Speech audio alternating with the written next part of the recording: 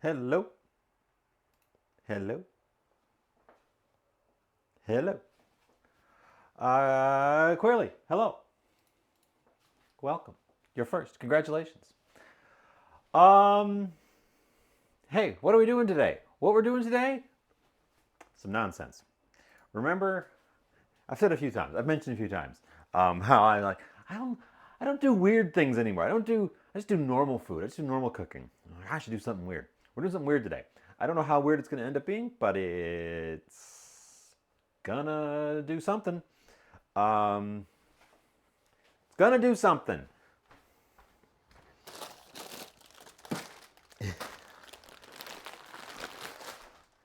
With this stuff, got a whole package of it. I've also got loose packets of the spicy sauce because I actually like these noodles a lot, and I don't usually use the hot sauce because it's very hot. Um, each one of them comes with the hot sauce. Uh, cut. Hello. Wow, it's been a minute. Um, oh, and what I started, if you saw on the old Discord, what I started, slide you over right away. Um, put it in a bag just in case it had any leaks. I pounded out 2 chicken breast fillets, which is what you get when you remove the tender from the breast. So this is just the top bits.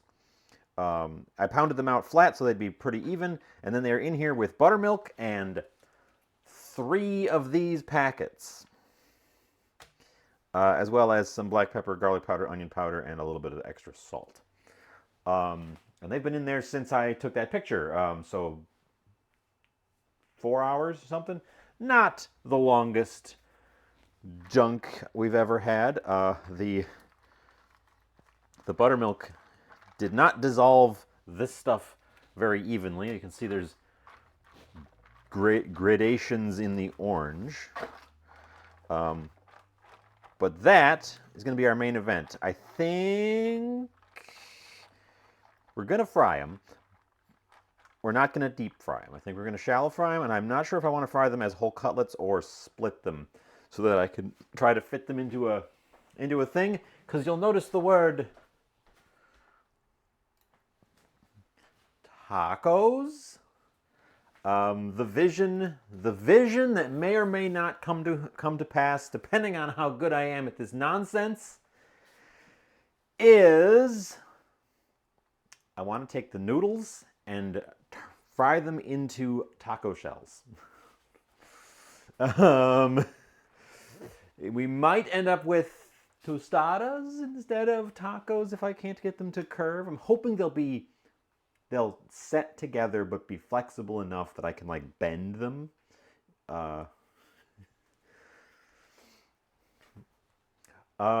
Yeah, so that's the idea. Tacos with noodle on the outside and chicken on the middle, and also red cabbage, because I'm going to make some slaw, which is actually going to be the first thing I work on. This can wait. We're going to fry that. The noodles are going to be a little fussy, fiddly. We'll see how well that works out. These guys have to come out of the fridge, though, to be not fridge cold by the time I get to fry them. So they have to come out now. They're going to sit over there. We are going to...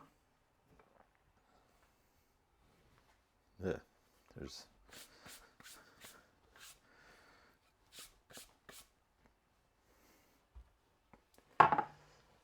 I'm going to boil them, and I am going to pan fry them to try to get them to be, well, you'll see.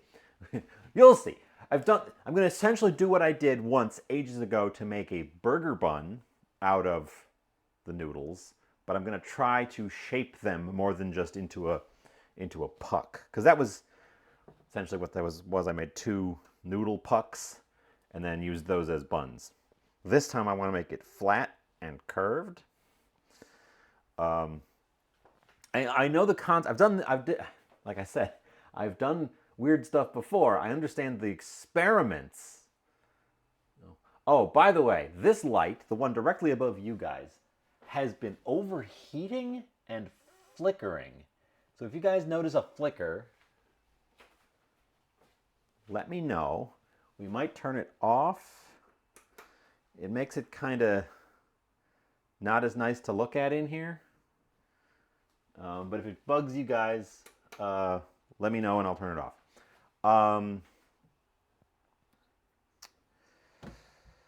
What was I saying? Oh yeah, the noodles, because I made a pizza out of them once as well. So you can shape them and get them to cook into themselves and set into a thing.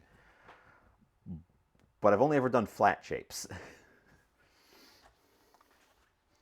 I'm going to sacrifice these two outermost leaves, I think. They have the ones that everyone would have touched at the store, and they are also the ones that are most likely to be dried out.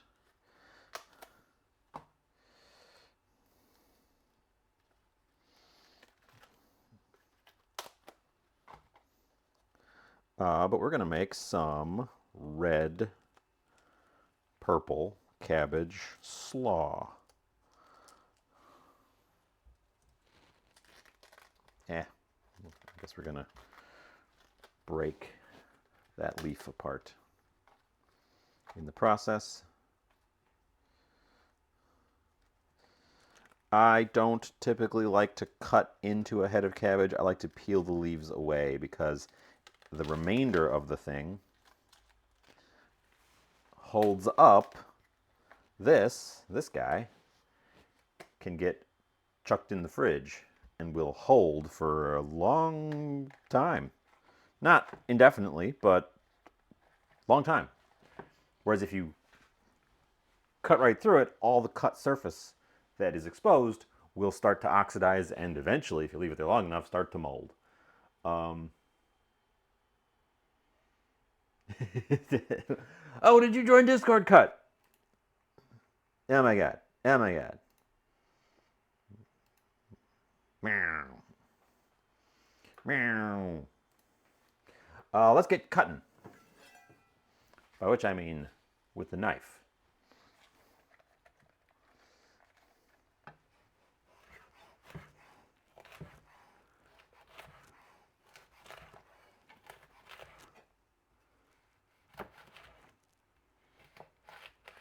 My Discord is not the most active place in the world, but it is the most reliable place to see photos of my food. And sometimes photos of other people's food.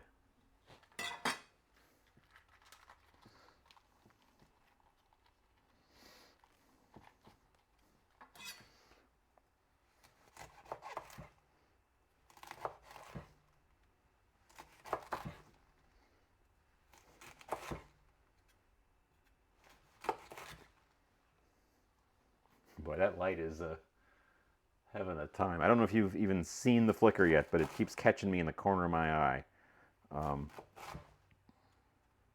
And bothering me.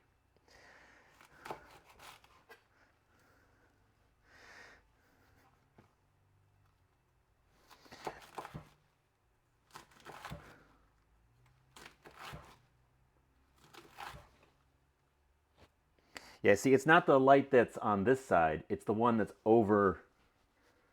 It's the one that's directly up over here.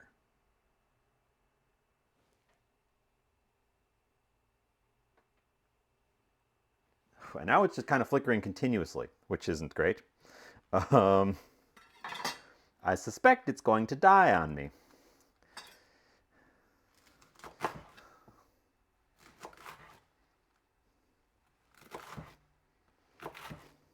But yeah, it's not the one that's over here where the this side is. So it might not even pick up on the camera, and the camera also might just be good enough to filter out the flicker.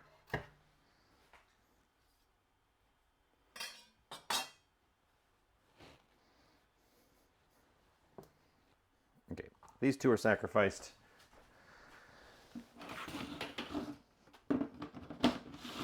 You can eat them, but I would clean them. And I'm gonna just run through this way. A couple slices just to shorten some of those strands. Let's get out a bowl.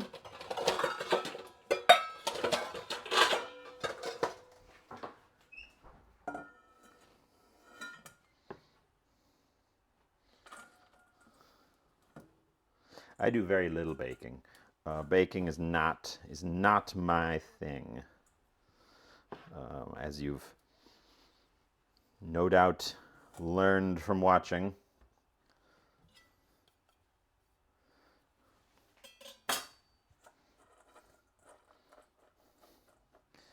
I also want carrot.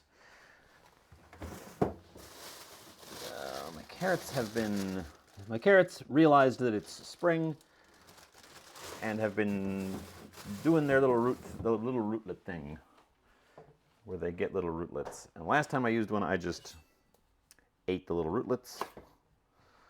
This time I'm going to peel them off.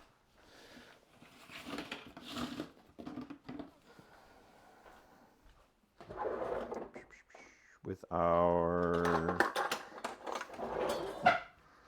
regular peeler.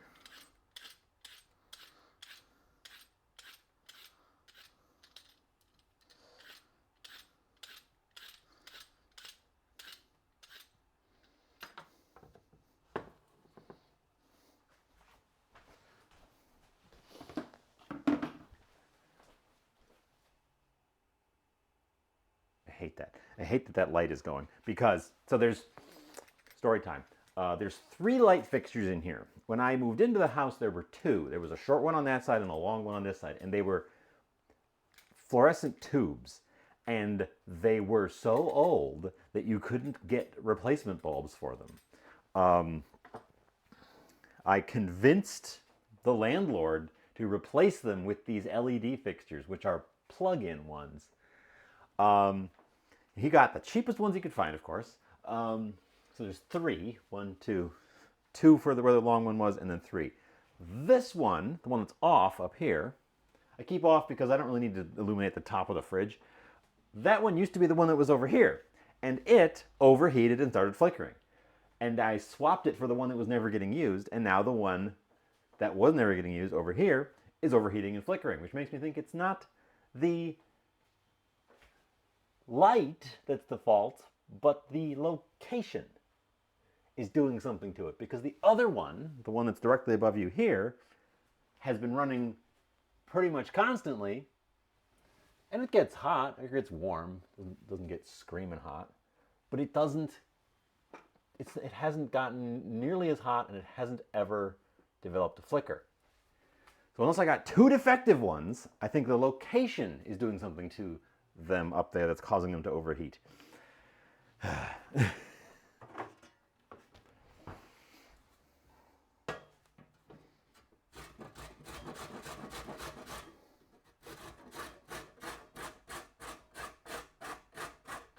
Anyways, we're shredding a carrot.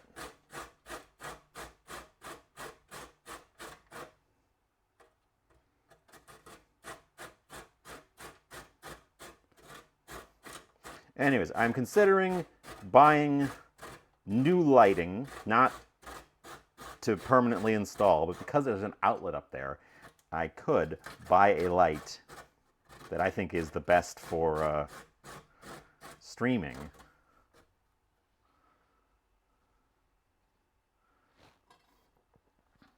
It could be getting too much power. The thing is, it's just the other plug of the same outlet that's the one that's not doing it. It's literally the same fixture, or the same outlet. So if half of that outlet is bad, then maybe.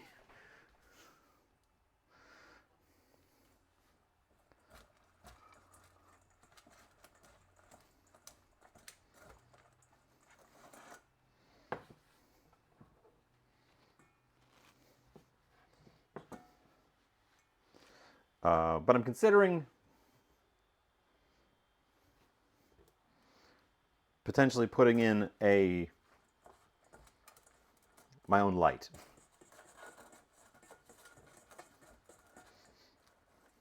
I'm not much of an electrician, so if it is something wrong with the wiring, I don't know how to fix that.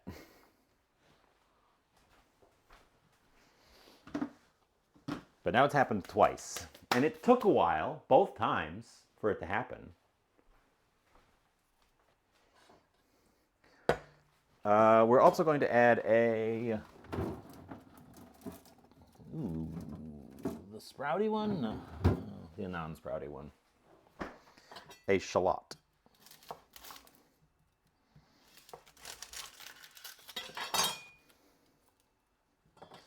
Because this stuff is going to be our primary vegetable. So every vegetable element is going in here.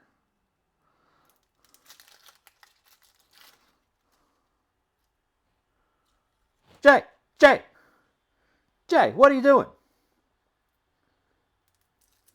Don't do that, Jay. Coming in here, subscribing.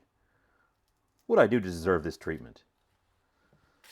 Nonsense. Nonsense. Nonsense. Hi, Jay.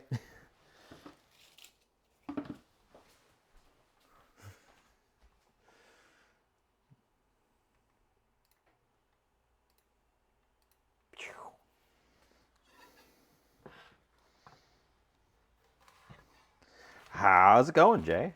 What is new in J-Land?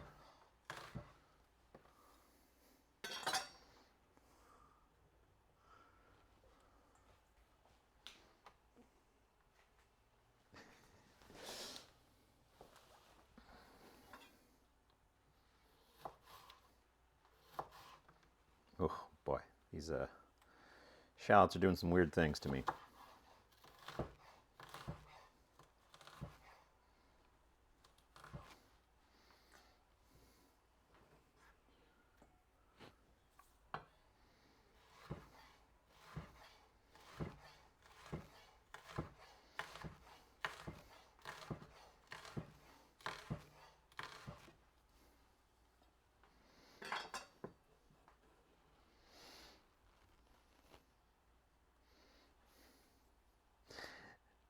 And so you know how I've got just altogether too much meat in the freezer?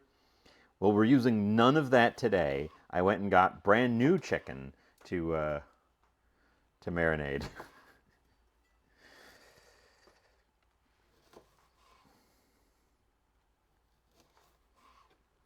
And also just a ton of cheese. There was so much cheese in the bargain bin today.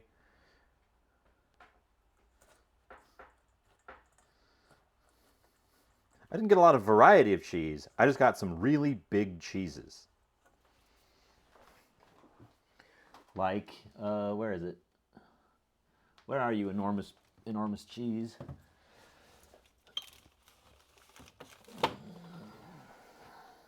This brie.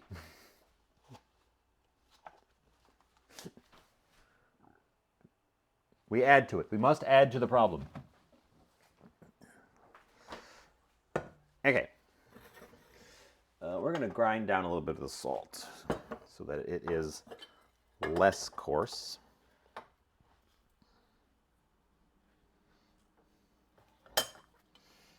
Because we're going to salt and sugar this to season it and to draw out moisture. But we're not adding. We didn't actually add to the problem of meat. We simply have not improved the situation.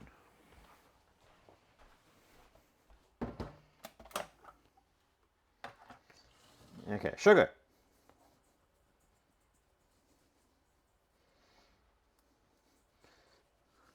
Sugar is hydroscopic.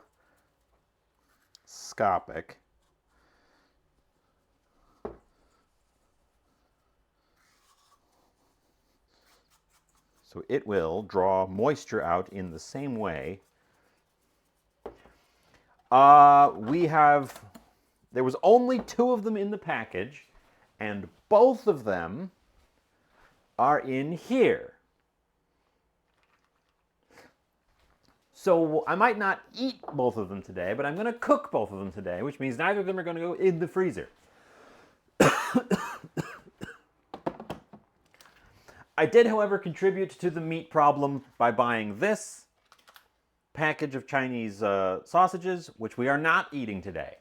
So, you know.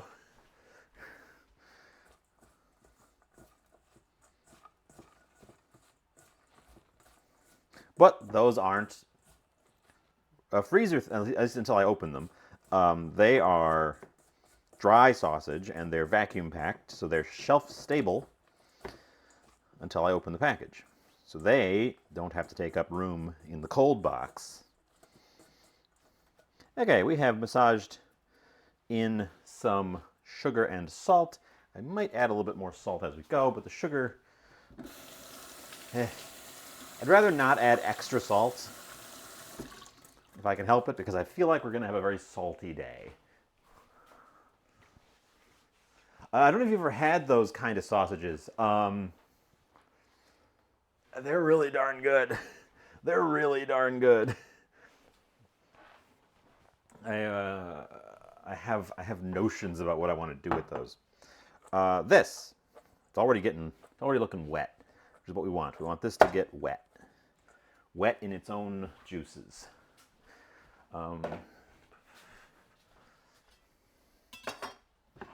Oh.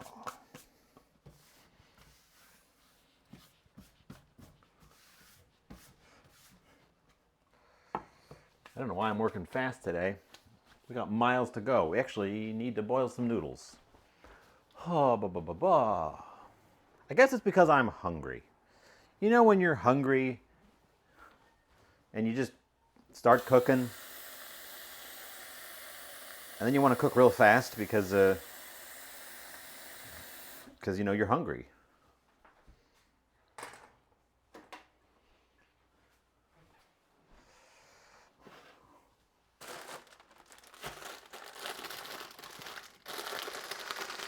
Okay. Main event of the day. Fire chicken.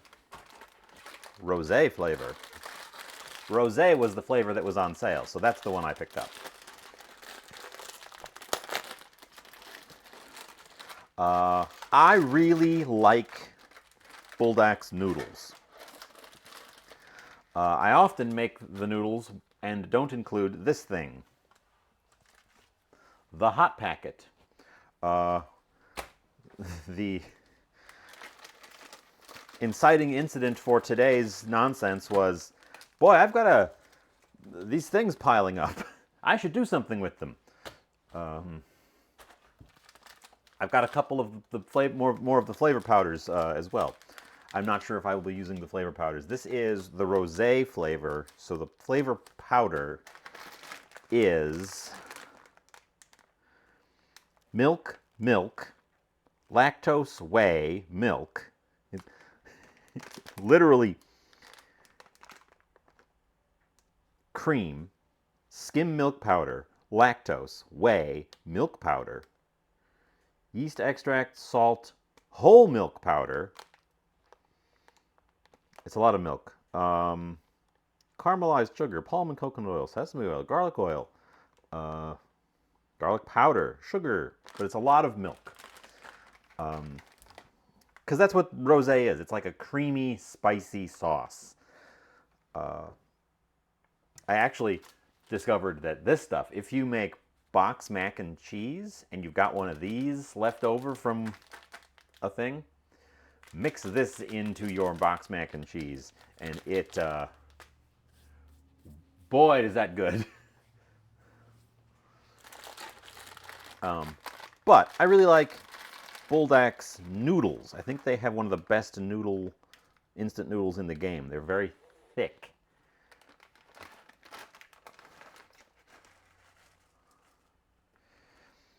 And the question I have is, do I want 1 or 2 of these for today's nonsense? Rhea! Rhea, what are you doing? 25 months. That's the same number as Jay. Thank you so much. What have we missed? I've started some slaw. I've got salt and sugar on cabbage, carrots, and shallots. That's going to be our... That's going to sit there and sweat it out for a little while. I've got... A few hours ago, I pounded out 2 chicken breasts and put them in this bag with buttermilk and 3 of these. This is the hot sauce from a package of Bulldog noodles, which, if you've never had, is a chicken-flavored hot sauce. It has a strong chicken flavor in it on its own.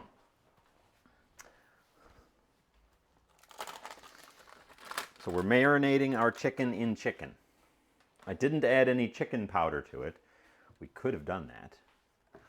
And we're also keeping an eye on to see if the flickering of this light above here is bothersome to the stream at all. It kind of bugs me because I can see it, but I don't think the camera's picking it up. If it really bugs me, we are going to try this lighting. And what do you guys think of this? Is it better or worse? Because this fixture's having a hard time. It feels dim in here, but I think it's because I'm used to having it all be very brightly lit. And we're boiling some water over on the stove. And I'm going to start with just the 1 brick of noodles.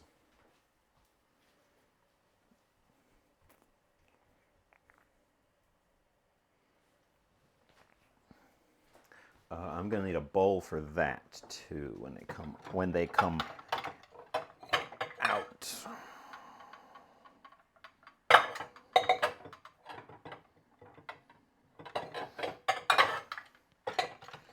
Go with a glass bowl.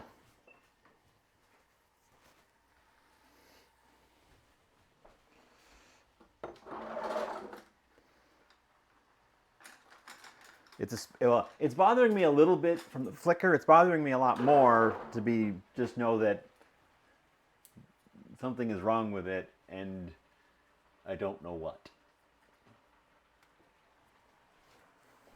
It also makes it feel kind of dark in here, to me. I know the cameras have light adjustments, so they don't see it as strongly.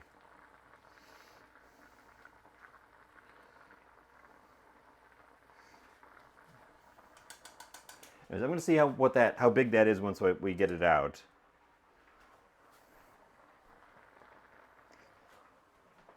Once it's done, we'll see how voluminous it has become. I'm going to switch bowls. I'm just going to switch to a metal bowl.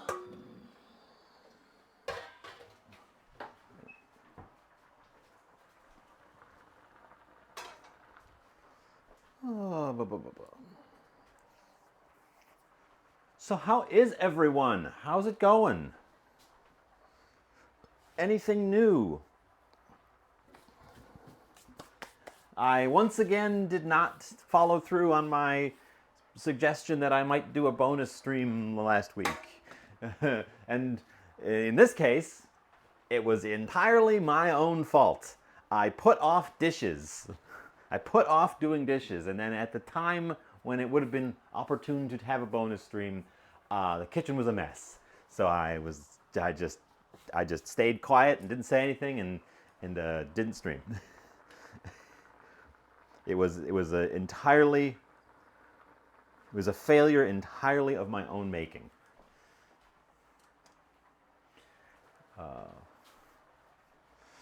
I really need to Yeah, I really need to pre-schedule a time to do the spam taste test.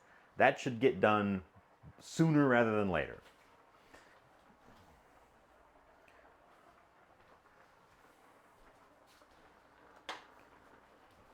I'm largely done with the extra time for training for the new job, but I still have more hours than I did before, so there's less openings for me to just do nonsense. Uh, I'm gonna not dump out that water. We're gonna try pulling the noodles. We're gonna try pulling the noodles with the pasta scooper.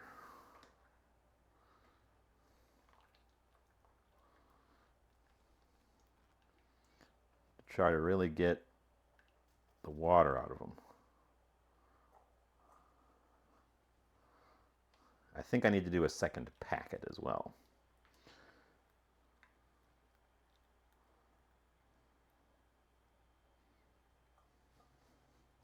Maybe.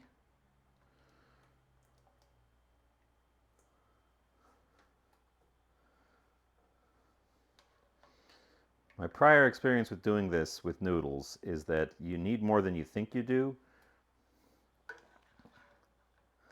Because when you start pushing them together, they take up way less space than you expect. There's a surprising amount of air in between the noodles. So I think I am going to do a second one. Oop. Which thankfully I have hot water ready to go right there. Just put the heat back on.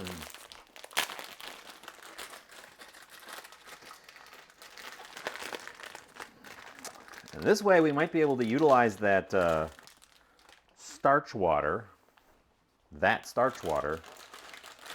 for something down the line as well. Oh, and I'm sure you all know this already, but you don't have to pre-boil the water. You can throw the noodles from instant noodles right into cold water and bring it up to a boil. There's no magic that happens. You're just rehydrating, and hot water just rehydrates faster than cold water. You can cold rehydrate instant noodles. It's not instant if you do it that way, but you can do it. My phone just went diddly dee twice.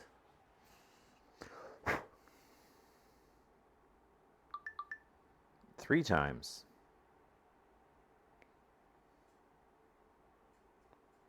What is diddling the D?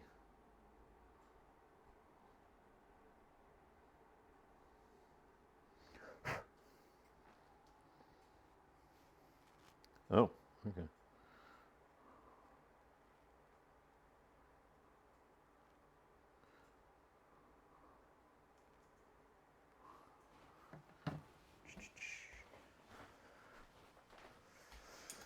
Oh, so yeah, what's new? What's new in the land of you?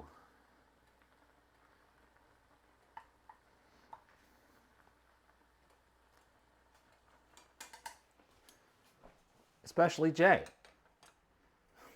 Especially Jay. Over here, we need these to be cooled off enough that when I put an egg in there, it doesn't scramble. Just working and gaming. Because we're binding this with an egg.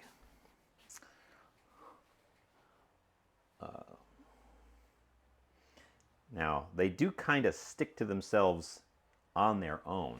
Oh, that's right. We're gonna use sesame oil. We're gonna. I've got things I don't know that are gonna work. I've got things I'm gonna do today that I don't actually think are gonna work. Not even. I'm not sure if they're gonna work. reasonably confident at least one of the things I am planning to attempt will actually just not work.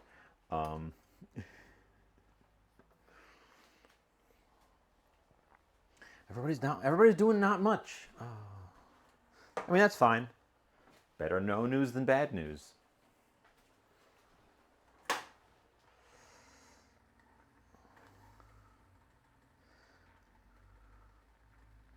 Also, don't want to overcook the noodles. We don't want them to be mushy. We want them to hold their form.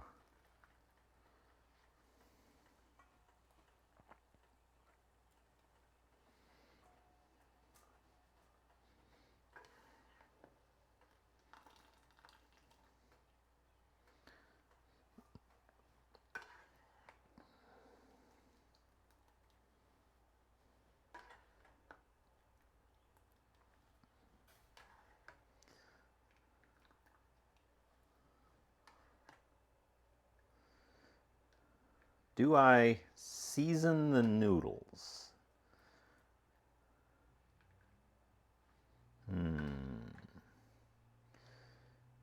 Probably should.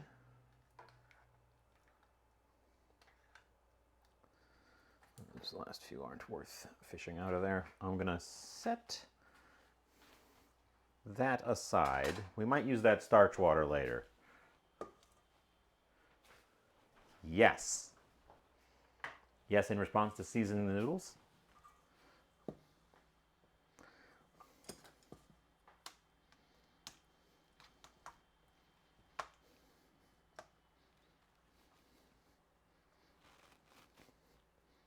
I don't necessarily want to put oil in anything oily in the noodles because I want them to stick together. So any seasoning would be dry seasoning or water-based seasoning.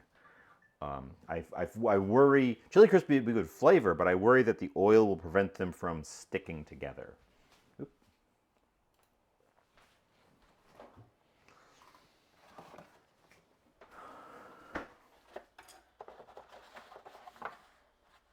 My last Eggland best egg. Eggland's best eggs were not the best eggs I've ever had. If this is the best Eggland can do, disappointed.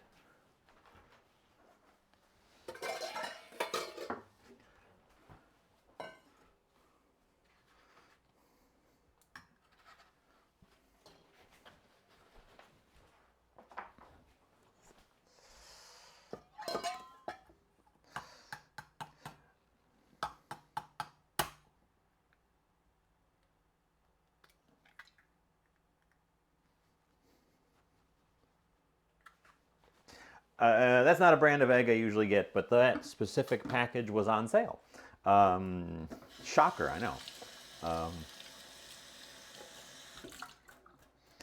Was one of those lucky ones where I rolled in and it was 11 eggs because one of them was broken and they had decided that one egg was half the value of the carton. Marked it half off and I got 11 eggs for half the price of 12 eggs.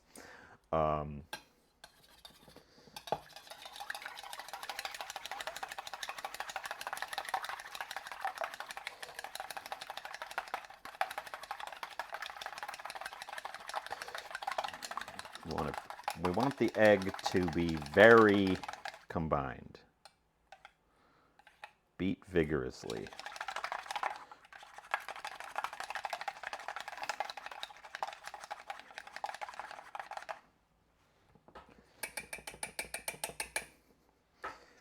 I think one egg's gonna be enough for this because we're gonna kind of push it flat. I could season it with chicken powder. I could season it with the rosé powder itself, which, as we've established, is mostly milk. I've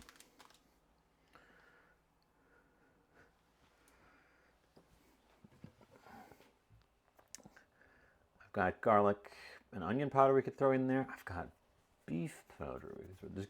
The fillings are gonna be more intensely flavored. And we're going to have some sesame oil on the noodles after they've been stuck together. Oh.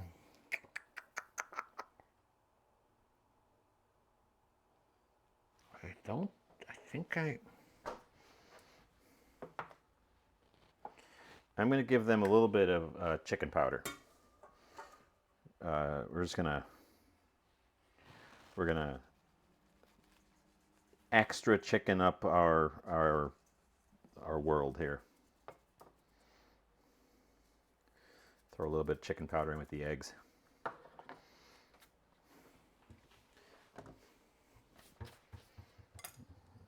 The chicken powder is just the flavor packet from good old-fashioned Maruchan instant ramen.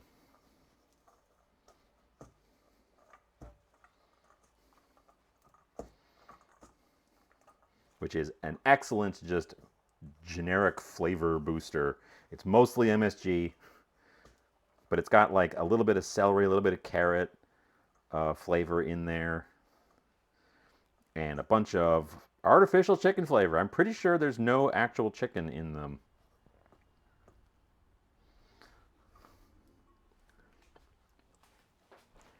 Don't quote me on that, but that would make sense as to how cheap they are.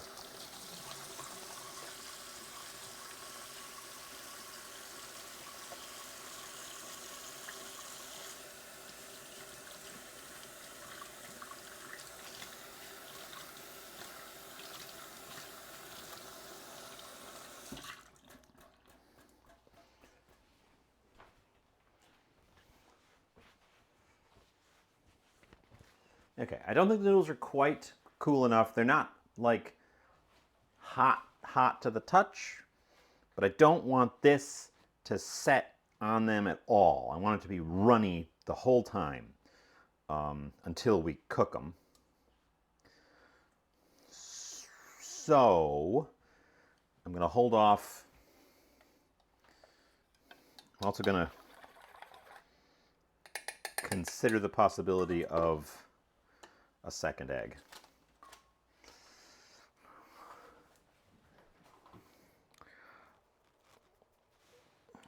We're not doing any sort of cheese for our thing, so skipping all the cheeses that I purchased. Noodles, chicken. The chicken's going to need a breading. We are deep frying, but we're also going to... Should we griddle these? Should we griddle these?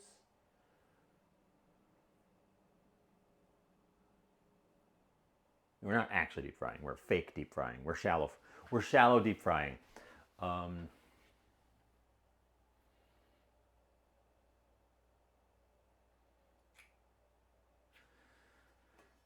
Or do we non-stick these things? We probably want to non-stick the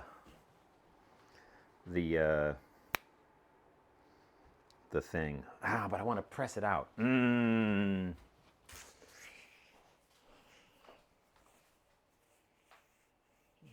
Okay, I know what I'm going to do with it. We're going to be careful. What we're going to do is we're going to be very careful with it.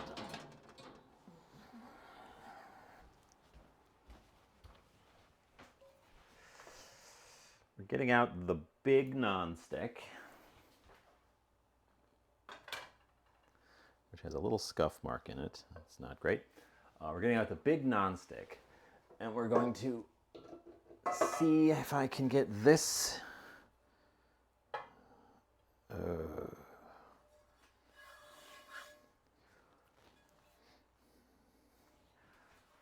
I wish I had a nonstick. I do. Hold on. I do. That one I hate. This might be its moment. That pan I don't like. Oh, my pan corner is getting a little overloaded. Back in here.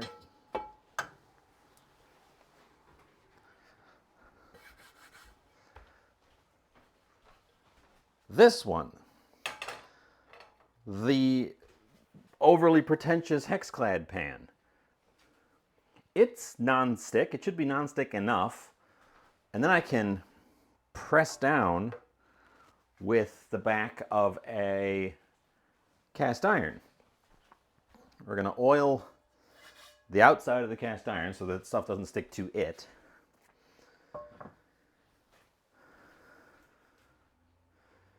And then I should get nice flat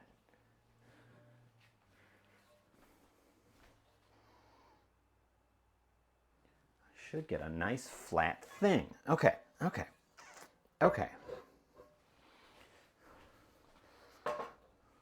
that there.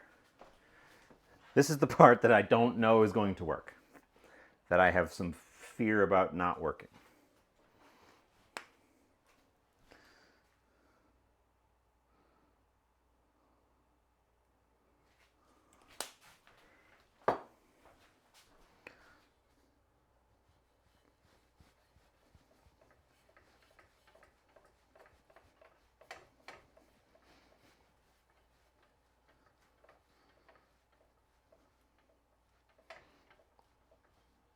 Sesame oil.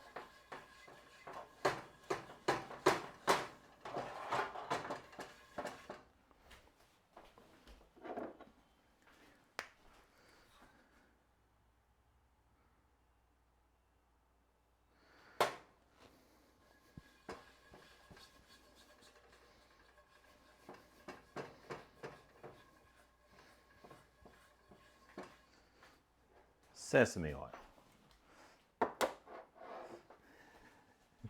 What nonsense is this? I'm about to do the nonsense.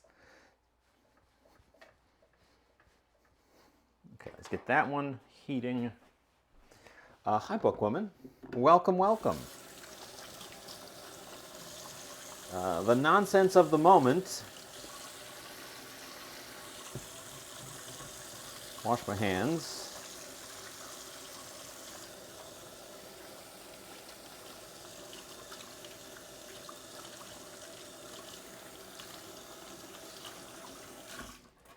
I think this is the optimal pan for this. I hate to admit it. This is the optimal pan for this because I can use the metal scraper and use the non-stick. And this thing shouldn't be so runny that it's going to run off the side. The nonsense of the moment is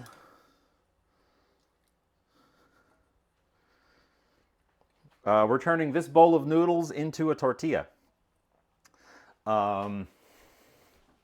Maybe.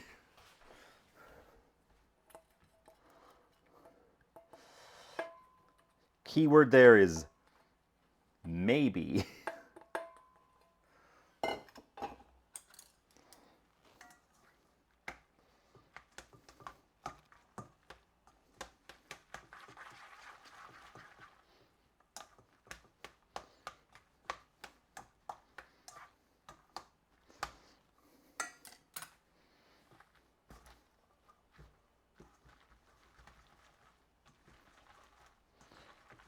Gonna get them all coated in the egg. One egg is just the right amount. I'm gonna come over here. My sesame oil is beading because that is a hot pan. We're gonna attempt to take half of our noodle.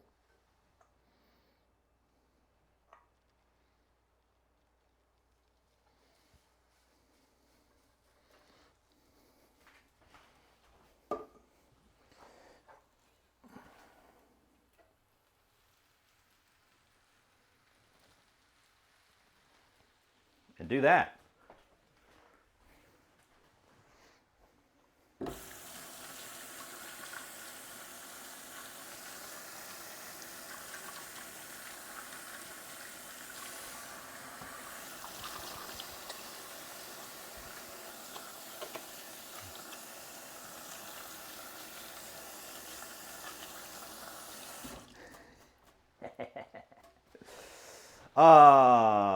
Yeah, so the weight and flatness of the cast iron should be all we need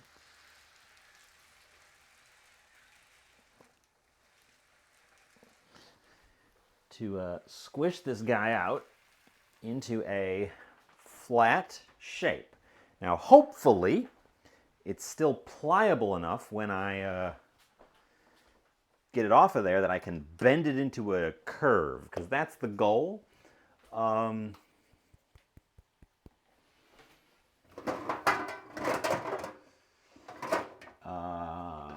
should have thought about doing like a shaper for it.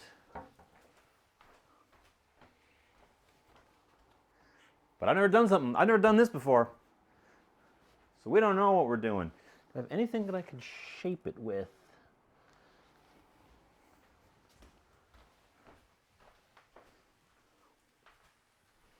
But how's it going? Welcome, welcome.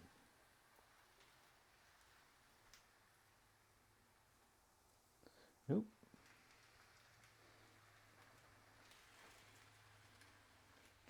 So it's kind of sticking to the bottom of the cast iron, which I did anticipate, hence the oil.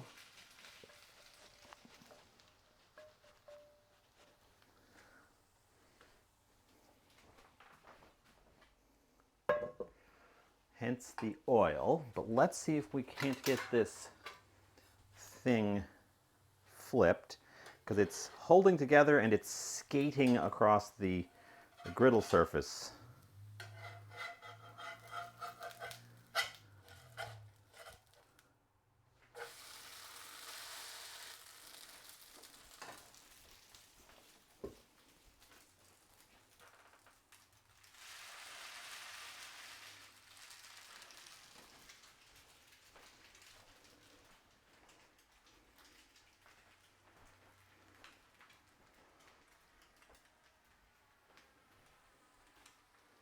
And it's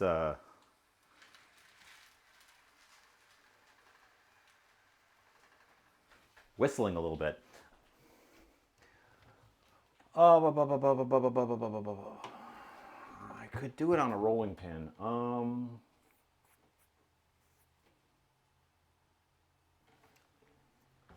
hoping it's just going to be pliable enough that I don't have to. Maybe, perhaps. Ooh, actually, do I have a long bowl? I have this long bowl. Might be too wide. We'll try that. We're going to try that.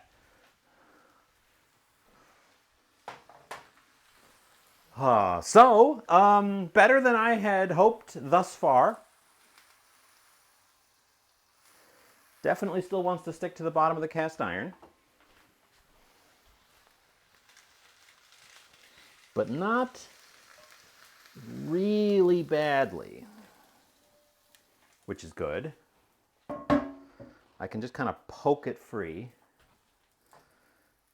That's probably enough pressing.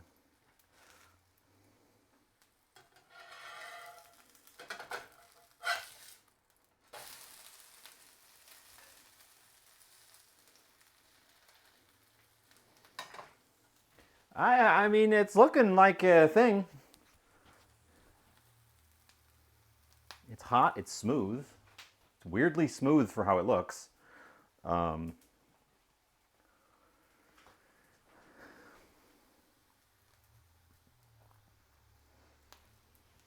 Push it far enough to get a little bit of browning and call it a day. You have to re-oil the pan.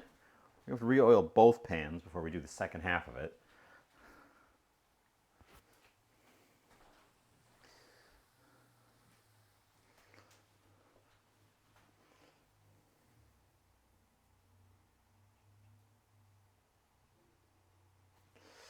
I'm pleasantly pleased.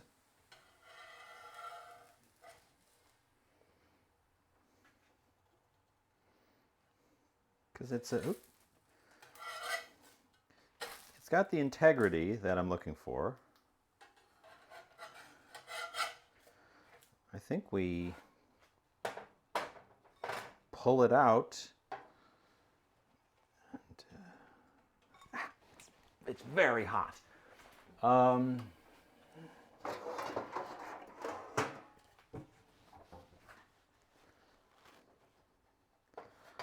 Okay, what we're going to do is drop it immediately.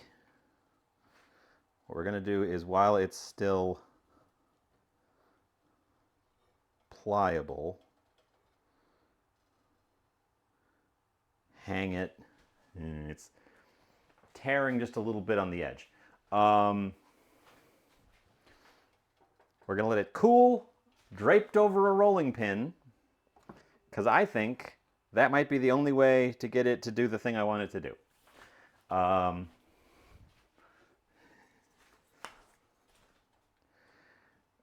We need some oil there, and we need some oil on the back of the cast iron again. That oil immediately ran to the side because now the pan is hot. And that is probably not what I want.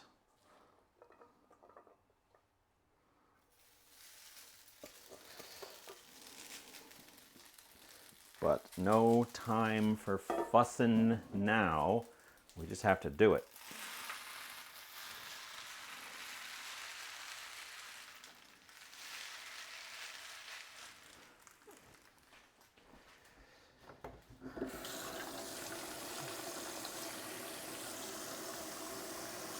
So it is folding. It's bendy enough to bend when it's still hot.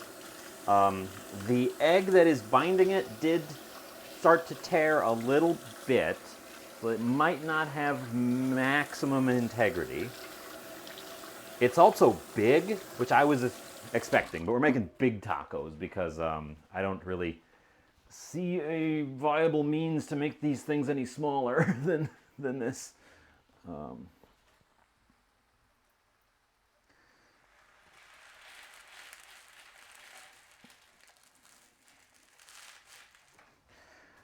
But we have successfully found a use case for the Hexclad pan.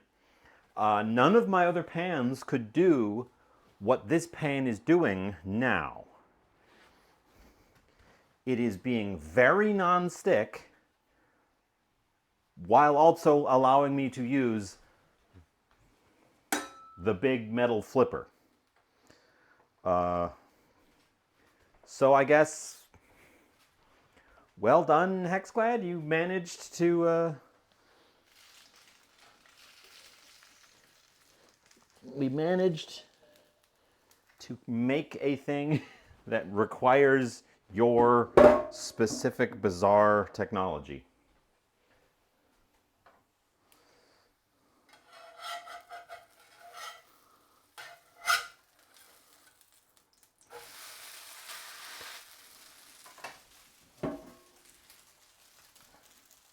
Because also, it's the only one that...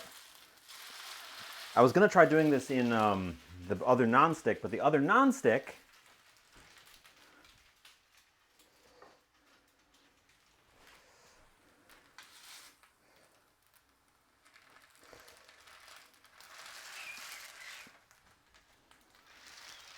had high sides. This one does not have the high sides.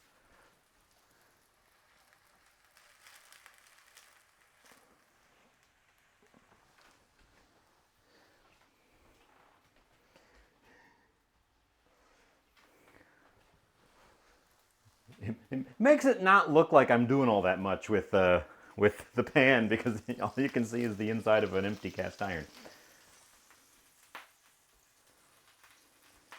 I think this one's going to cook slightly faster than the first one.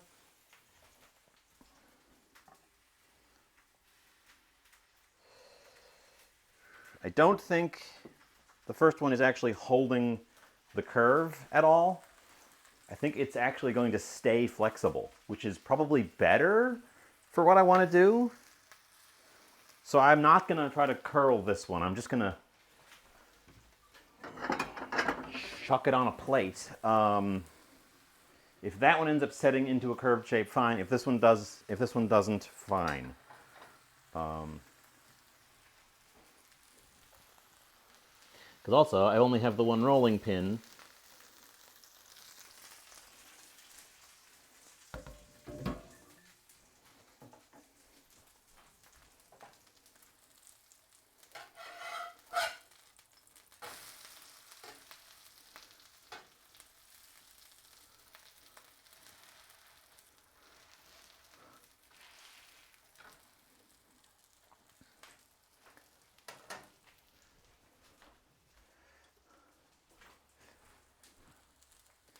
That piece. Okay. It certainly needs some flavor.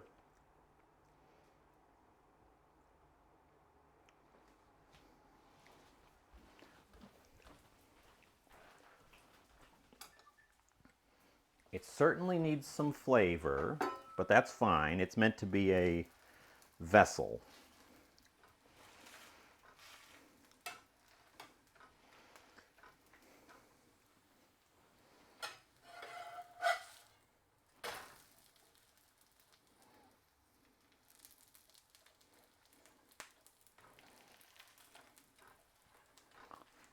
I don't know. I think it looks good.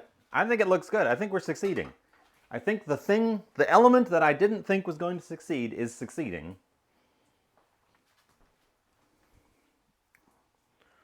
So, I now believe in myself. Amazing.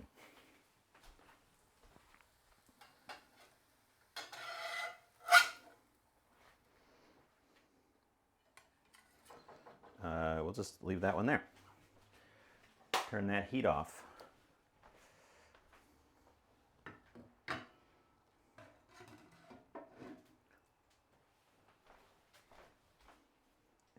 Makes you want hash browns.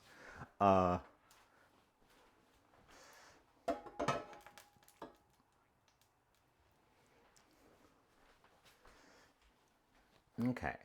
That guy.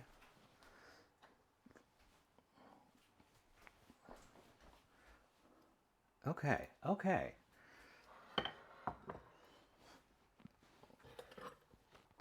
Oh no, you know what I'm gonna season it with. You know what we're gonna season it with.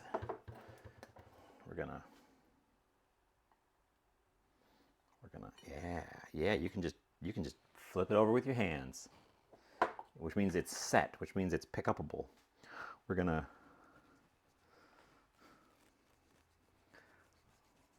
lightly dust it with some chicken powder on the what I think is going to be the inside. Then we're going to take a look at this one and see if it's held its shape. And it really hasn't. It kind of has. It hasn't more than it has. But it hasn't entirely not. So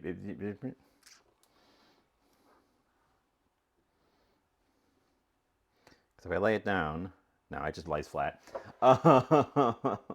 Okay, well, they've stayed pliable, which is a thing. I guess I'll just throw a cloche over them, keep them from drying out while we do other things. Yeah,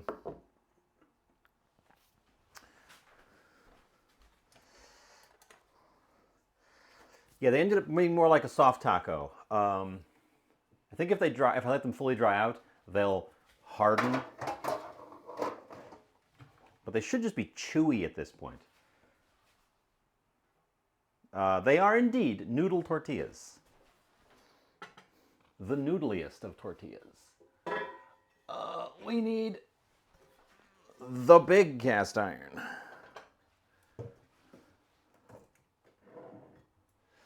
And we need... Jen! Hello, welcome. Yes, we just made, you probably saw the tail end of them, noodle tortillas.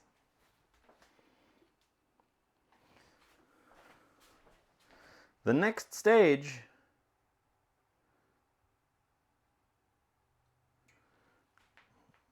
is hot oil.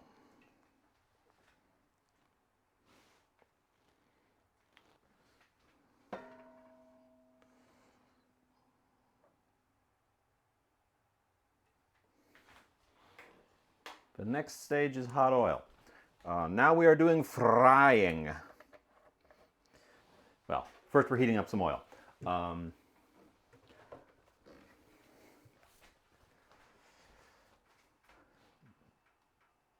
So that is going to start coming up. We're going to slide back over here. We got this dirty for, I think, no reason. We also got this dirty for no reason.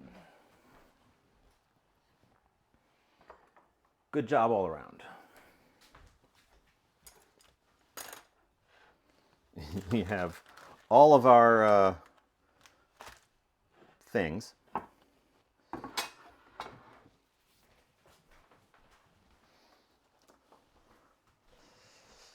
And our chicken.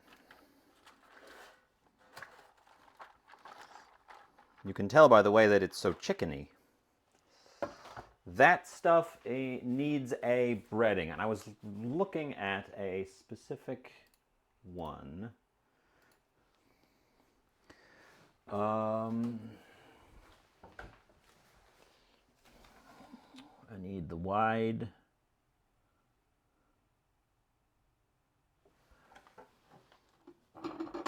I need this one.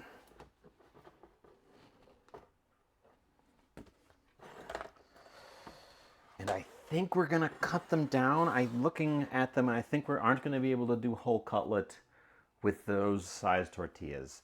I think we are going to have to trim them down. So we'll do that as well.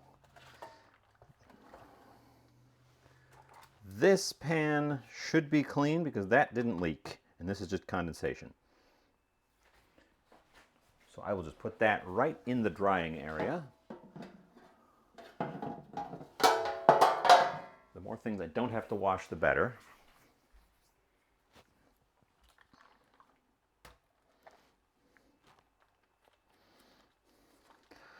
This is our spicy fire chicken buttermilk stuff with chicken in it. Marinate your chickens in chicken for when you want more chicken per chicken. And we've got a knife handy. We don't even have to switch knives because this one only had vegetables on it.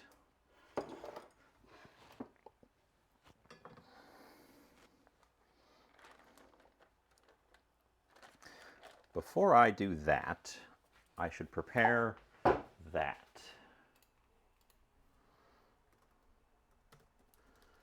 And I had a recipe up earlier as a reference, but I closed it. This one.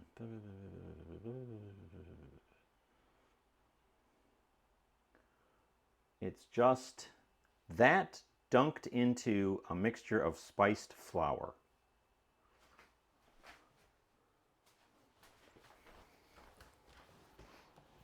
So we get out our flour tower, the tower of flour.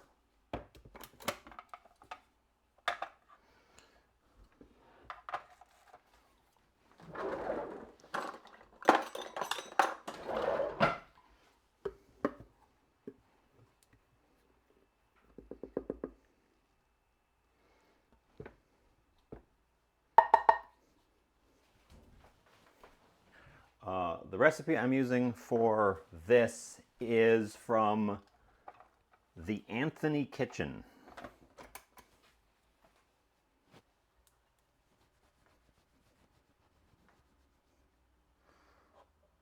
Now, The way she does it is she has the flour mixture in a bag, puts the chicken in it, and just shakes it to get it coated. And she doesn't even wipe off the buttermilk. She just sort of lets it drip off and then chucks it in there. So it should be, yes, it's shake and bake. She's making her own shake and bake, but we're shaking and frying. But we need to season this first. And I picked this one because this is a mostly tight-fitting lid. So I can do the same thing where I put those in there, snap the lid on, shake it. And that should do what we need to do. I am going to add, in lieu of salt, this stuff, chicken powder, for, once again, more chicken per chicken.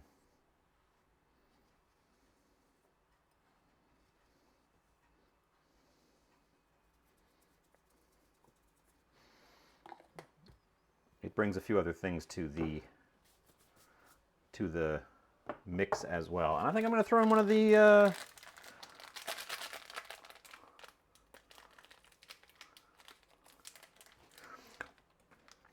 we're going to throw in one of the Buldak powders as well.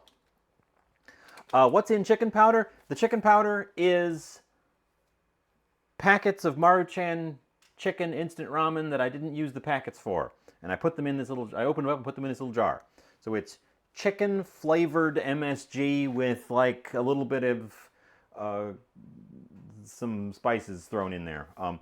The ones that I can pick up are, there's definitely some celery, definitely some parsley, and definitely some carrot in there to make it kind of, you know, chicken brothy. But yeah, I don't often use the flavor packets from ramen to make soup. So I end up with lots of extra of them, and they're essentially flavored MSG. The one we don't use very often that I have the most of is the beef powder. That one is actually really darn good as a flavor booster thing. So yeah, I recommend if you are using instant ramen and you don't use the flavor powder,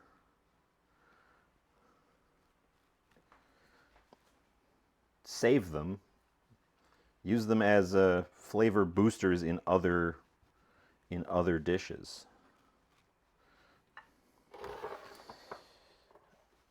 I want a lot more of that, actually.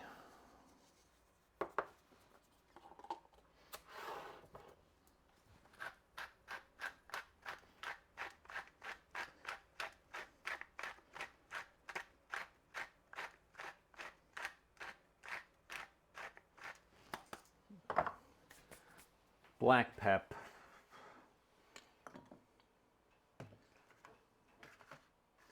And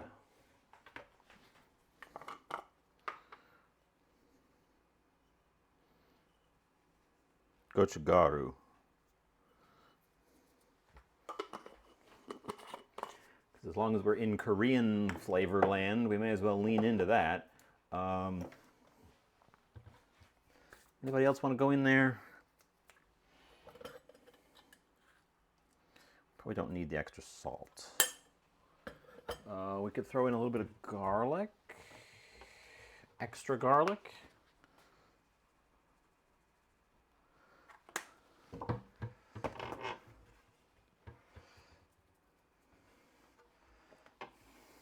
If we're throwing in a little bit of extra garlic, we're throwing a little bit of extra onion. And I could just throw in some straight MSG. I'm going to throw in a little bit of smoked paprika.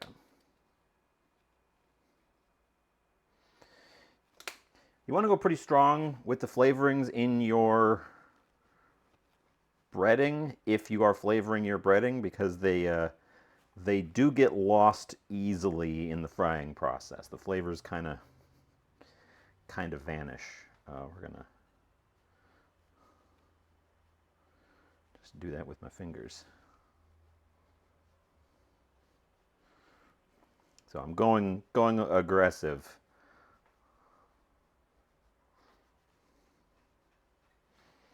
And we're going to sauce this up too. We're building a sauce at the end for it.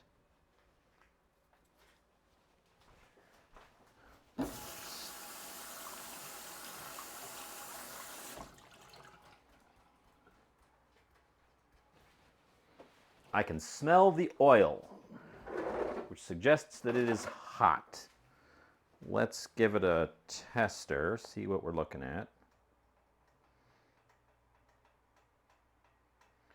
200, 220, 230, 240, 250, 255, 256. So it's around 250 and rising. So we're not yet in overload range. That's good.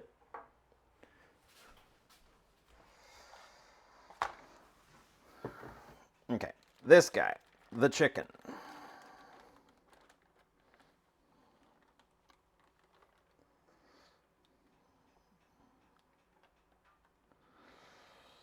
So that's one of the pieces. And I've decided that that is too big. So we're cutting it down.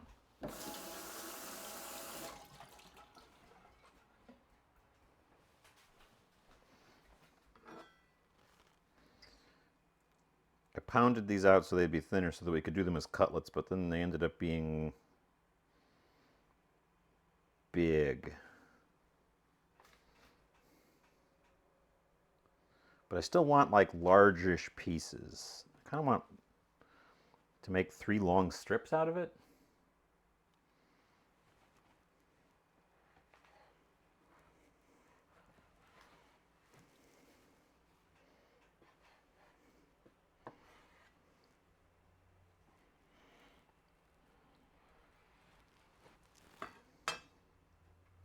Like so. Ooh, that one is a little fall aparty. Well, that should still hold in terms of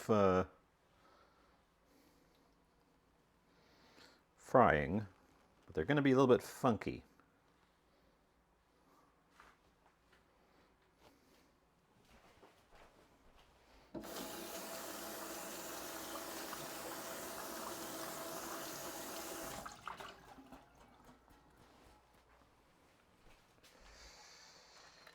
I don't know why I bothered rinsing my hand off just then, because I'm just going to pull the other one out and do the same thing. This was the smaller of the two, so we might just split this one. Now do the same thing.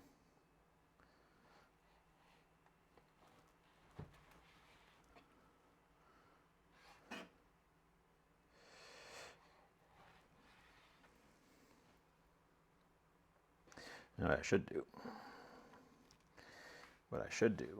first of all, get this knife, get it out of here. What I should do is take these, each one of these, re-dunk them in the stuff, just to coat up the, oh, I splashed chicken goop on my chalkboard. That's annoying. That's going to be annoying to clean. I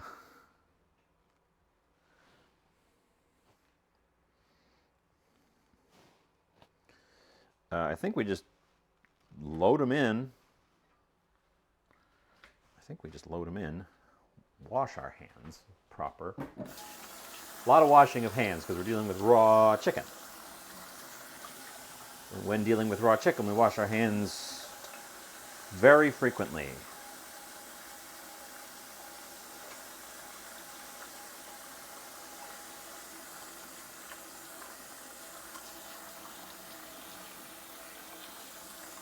Our slaw is looking mighty wilted, which is a good sign. We should get some, the chalkboard. The chalkboard! Yeah, I splashed a little bit on the chalkboard, so now I gotta take that down and clean it off. My vintage chalkboard. This. Lid on, And then we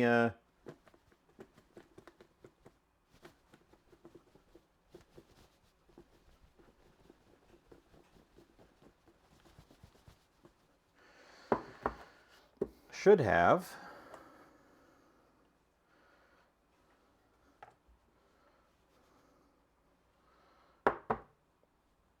coated up pieces of chicken. Poke around, look for any wet spots. There's a couple of wet spots,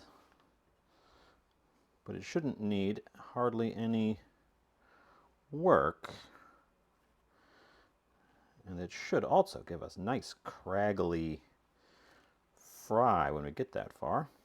A little dry spot there, a wet spot there. If you do, this doesn't have a really tight seal, this container, so I don't want to shake too vigorously. If you've got a really tight seal, I would just shake the heck out of it. I've done this before. It's a good hack for quickly breading things, and I've also done it with multiple stations where I have one of them. I just have an egg wash shaker as well. I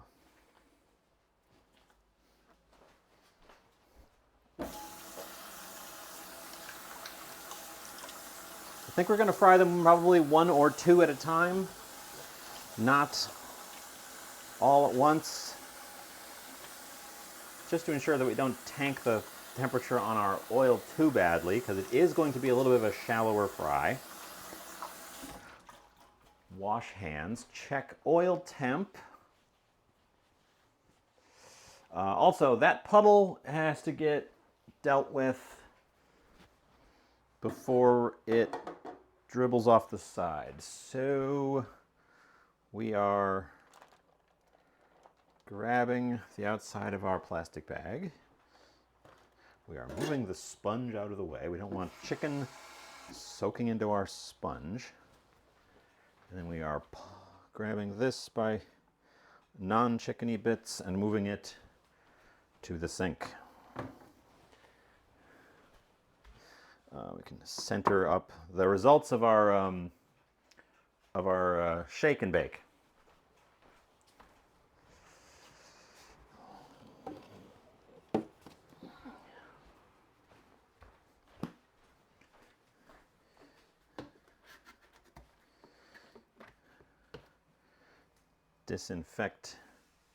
Disinfecting wipes,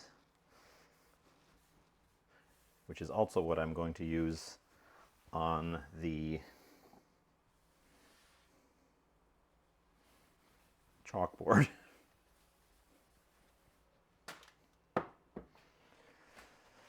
Okay, over yonder. Check our oil temp. I don't know if you can see it where you are. You cannot. 8, 300, 316, 327, 330, 338, 347, 348, 349, 350, 357. I'm going to set up our catching thing, and then we're going to start frying.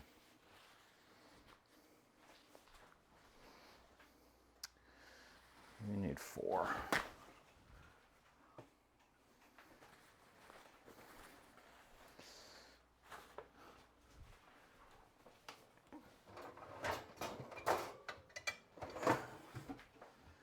That there, that there.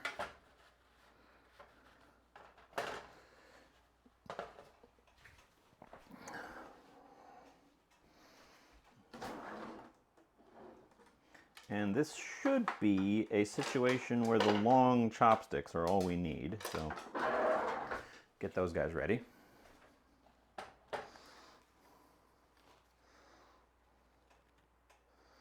Start out with one of the smaller ones.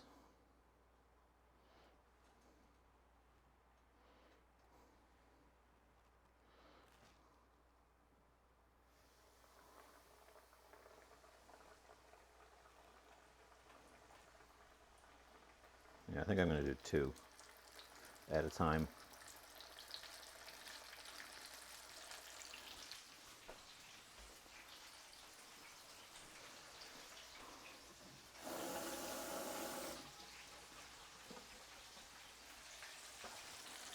frying deeply. Well, deep enough for the size of the chickens. They are touching the bottom. Well, yeah, they are touching the bottom. So we will have to be mindful of that and turn them a few times.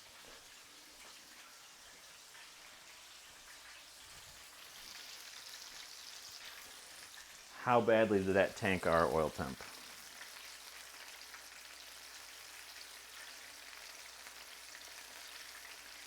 Not that badly, actually. Down to 340. Down to 340 is not that bad. I'm pleased with what we have accomplished there.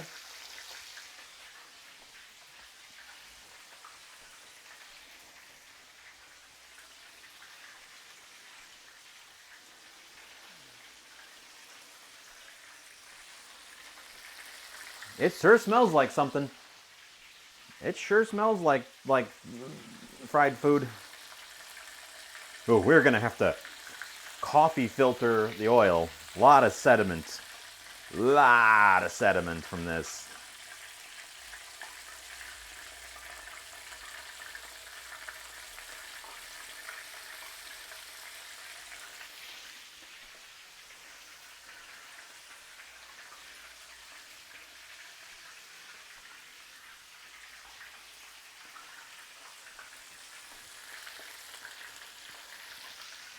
This is working beautifully, beautifully. And I can definitely smell more than just fried chicken and oil. The spices are certainly doing something in there.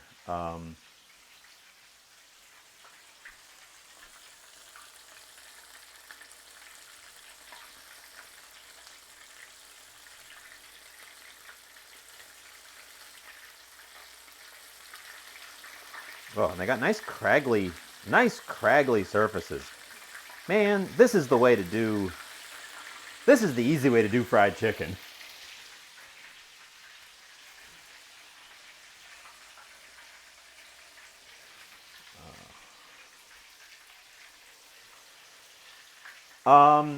In this case, we didn't do the normal. So normally when I do panko, I do a dredge in flour, dredge in egg, dredge in panko. This is the more classic, like, buttermilk. The real answer is I'm following a recipe that just does it this way. There's no egg binder in the breading. It is just the flour sticking directly to the wet surface of the chicken that has our seasoned buttermilk on it.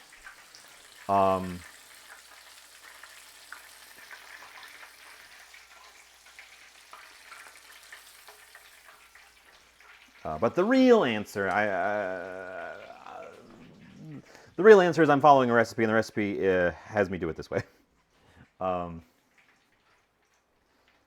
wasn't sure how I was going to bread the chicken when I was prepping today, so I did actually buy a package of panko or panko.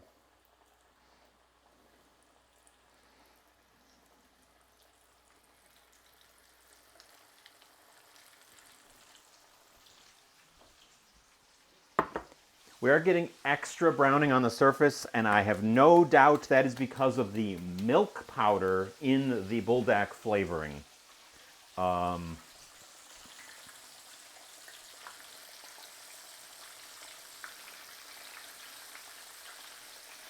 Okay, let those firm up a little before we dive in any further. So I hope that's a satisfying explanation. Because of the way this is being, this is a classic buttermilk chicken, buttermilk fried chicken.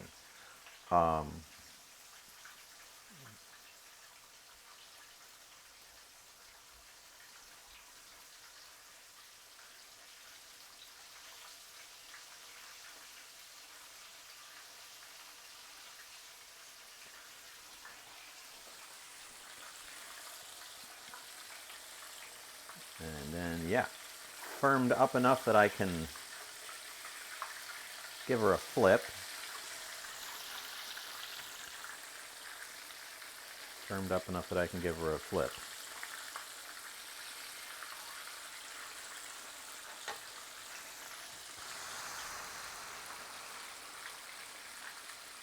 I don't have the normal fry thermometer in, so I'm just going to periodically probe it with the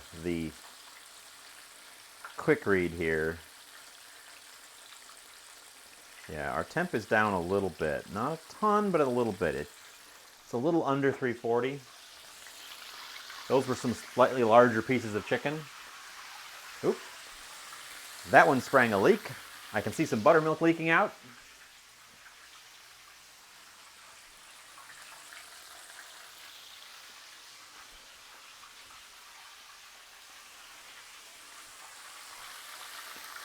Right yonder.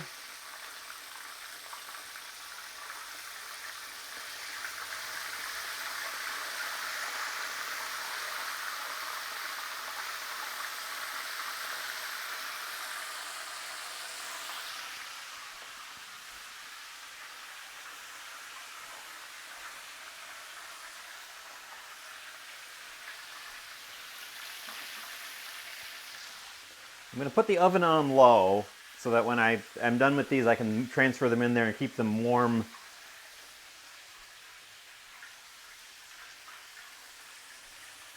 while I make up our sauce and finish our slaw.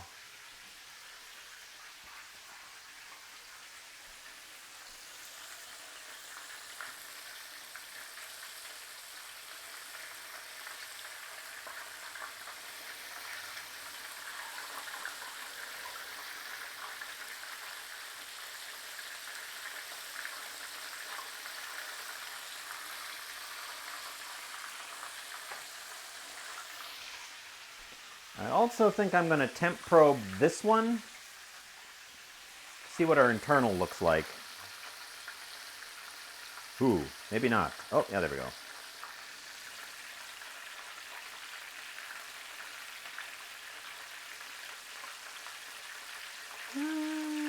One, 150.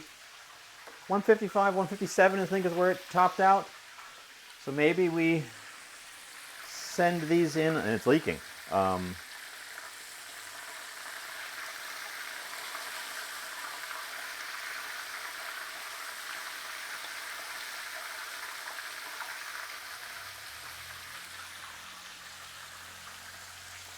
There'll be a little carryover, and honestly, they've been in there long enough that they're good. I just want them to make sure that they're done.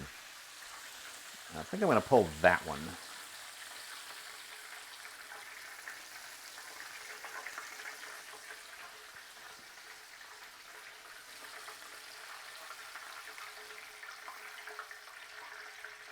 Yeah, they have developed a beautiful golden brown.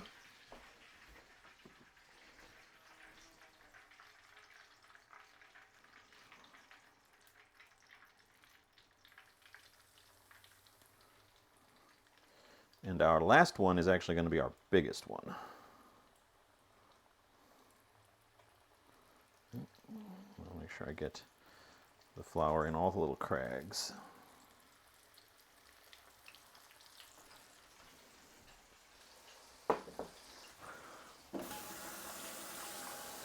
Okay.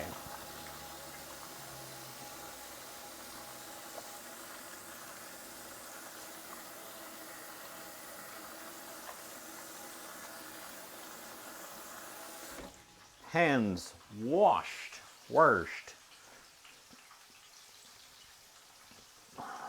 Last two chickens on the fry.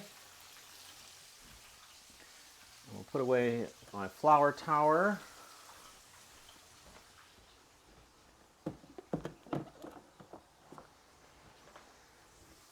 We'll leave out our disinfecting wipes so that I can wipe down things.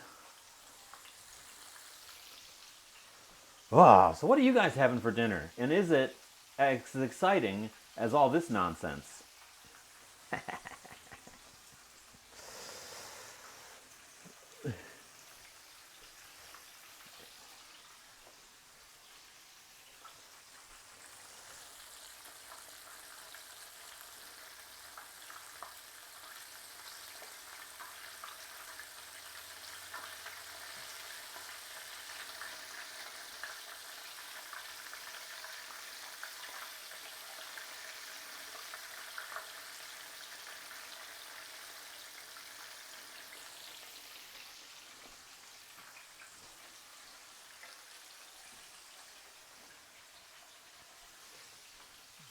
I must say, these look just beautiful. I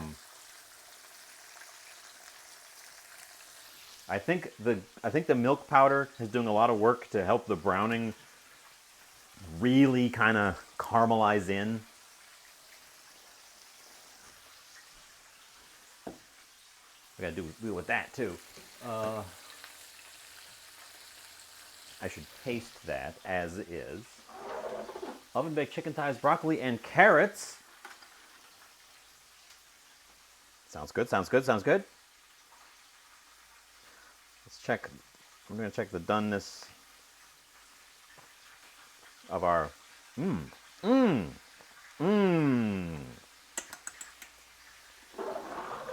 That needs a few things, but that needs a few things. So I'll deal with that in a sec. You might even warrant a little bit extra salt.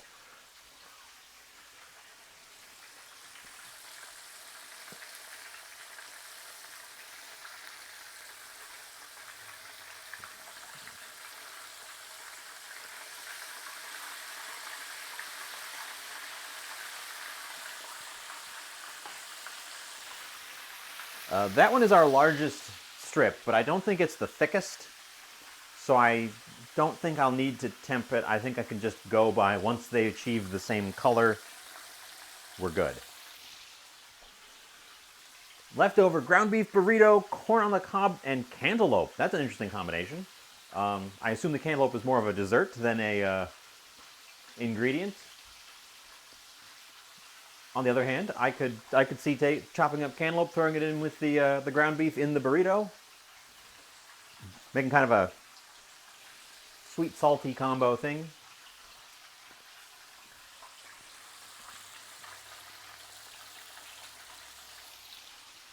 It was on the side, yes.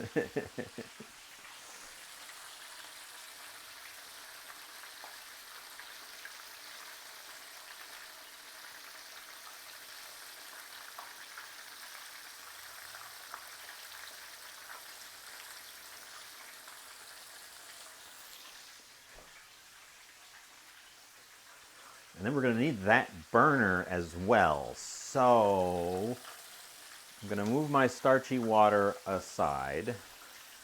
This is not going to be here, so that's not going to be an issue. We're going to move the hot oil away-o.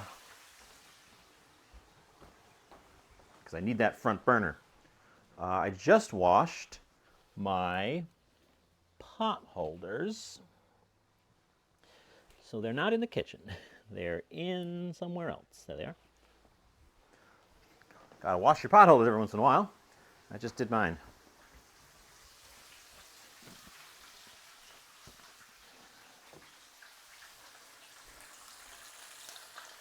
Honestly, the big guy is looking very done.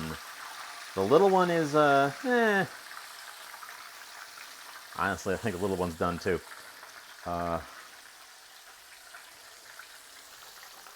Heat off.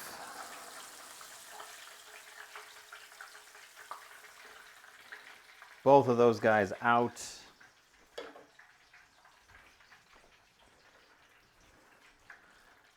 We're gonna take them and stick them in our oven set to warm.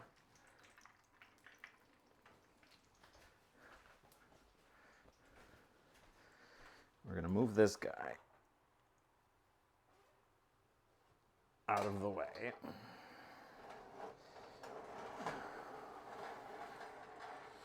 We need him to cool off. So I got to filter that oil because we got quite a lot of sediment in it today.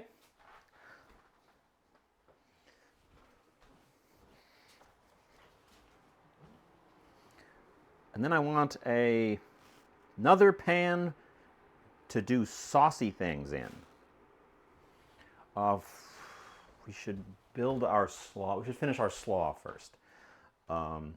So over yonder, our multicolored slaw. It needs, the moment it's been salted and sugared, it needs acidity,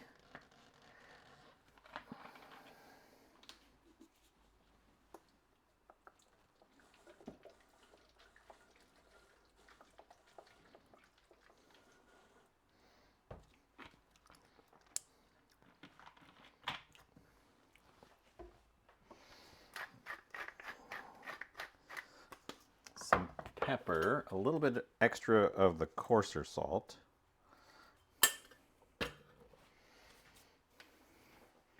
It's here to give us texture, acidity, roughage, a cooling factor. I don't think I'm going to make a creamy slaw. That's sour cream. I think sour cream might be an addition if I feel like what I do is ends up being spicy, too spicy. I think the slaw as is wants to be gentler. Not mint, not dill. There we go. We're going to throw in some dried dill. We're going to throw in another vegetable, actually. We're going to throw in pickle.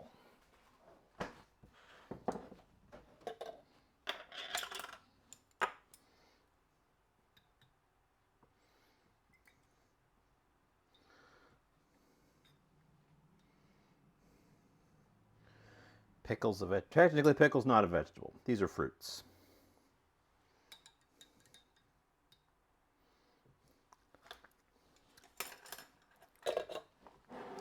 Those are fruits.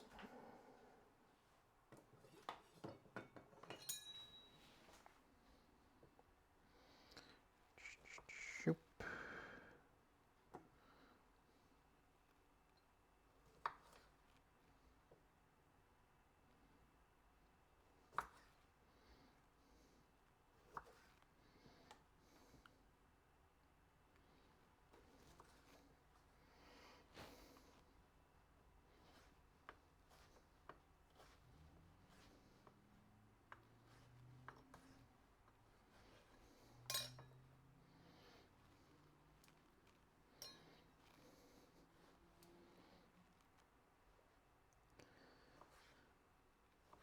I'm doing a very half-assed julienne of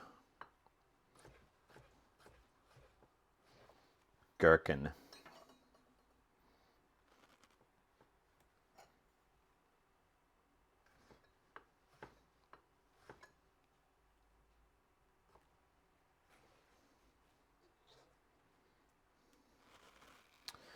I might have grabbed too many pickles.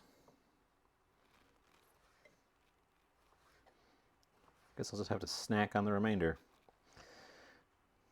Nothing else we can do about it.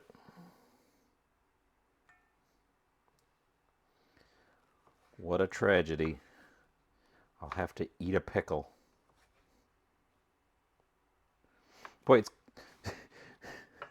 I didn't realize how noisy it was in here with the frying until now that's not nice and quiet. It was quite noisome.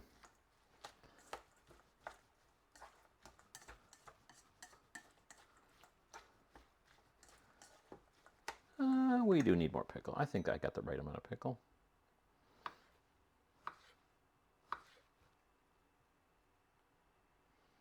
It was remarkably noisy.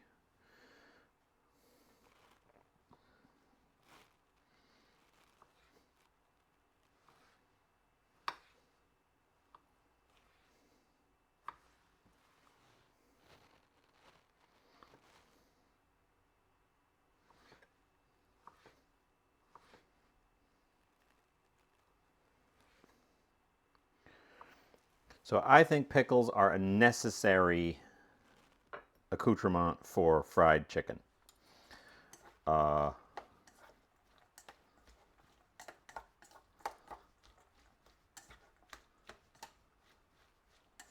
I am putting them in the slaw.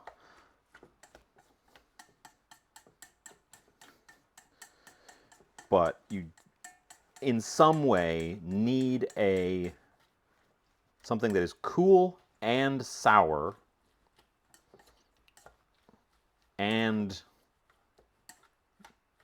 has a vegetal texture to balance out what you're doing with fried chicken.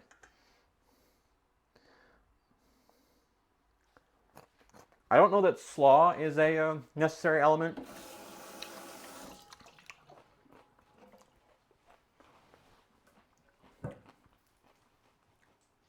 I think you get away with a lot of creaminess with slaw that chicken doesn't often need. But pickles, you want that acidity. You want something sharp to balance out the greasiness of your fried chicken. Now, fried chicken shouldn't be greasy, but it's always going to be kind of fatty, no matter how well you fried it. And when you do it at home, it often is a little greasier even than that because it's hard to control the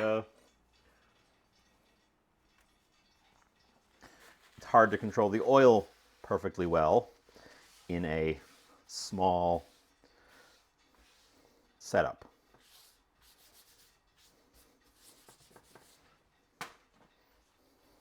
But that is our red cabbage pickle slaw.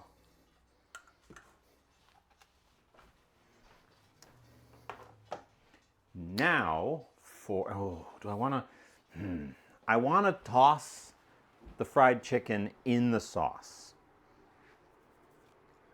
I want to do a tossy toss.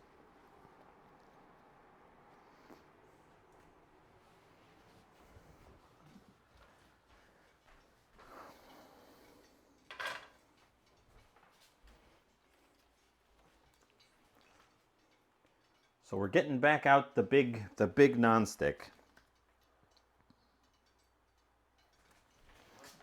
Not this one, no. I think the other one has a better toss to it.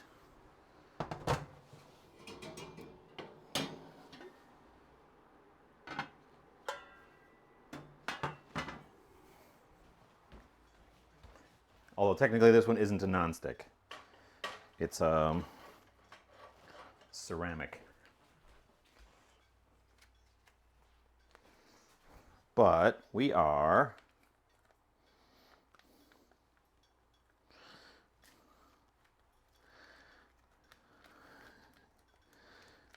doing one more thing.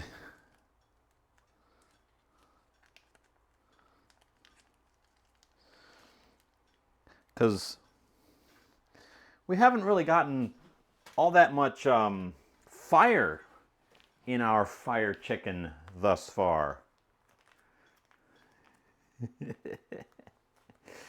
This stuff is quite has quite a punch to it. Yes, this is Buldak. This is the Buldak fire chicken sauce. So it's chicken flavored hot sauce. One of these packets comes with each package of noodles, and I find that on the noodles, one of them is too much. I usually go for like a half. At most. When I want a spicy noodle, I go for a half. Oftentimes, I skip it entirely, which is why I've got a bunch of extra ones.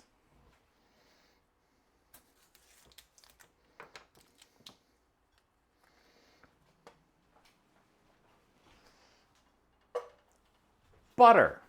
Butter is going to be our saving grace. Just Angela, hello, welcome in.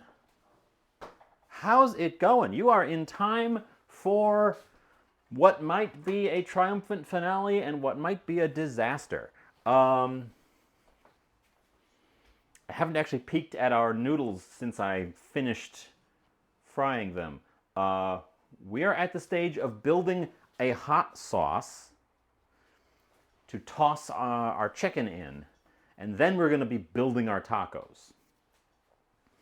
So you have arrived just in time to see what is potentially some nonsense. Hi, hello. But yeah, we're going to mix that together. I think I'm going to use some of the starch water from the noodles to help form it into a sauce. That's our starch water, our starchy water. What you just missed was frying our chicken. That is probably still 300 degrees. Oop, my thing turned off. 200, 225, 230. So it's not 300 degrees, but it's 250 degrees. Oil. Bob, hi. Oh, the butter's moving. The butter's moving. Um, this, we're doing, so the way you build a buffalo sauce, classic buffalo sauce, is melted butter and Frank's Red Hot. I know there's a debate about it, but the original buffalo sauce was butter and Frank's Red Hot. And then that was you tossed the fried chicken in that sauce. We're swapping out the Frank's Red Hot for the Buldak chicken sauce. I also am going to toss the chicken in the sauce while it's hot and sort of fry the sauce into it a little bit.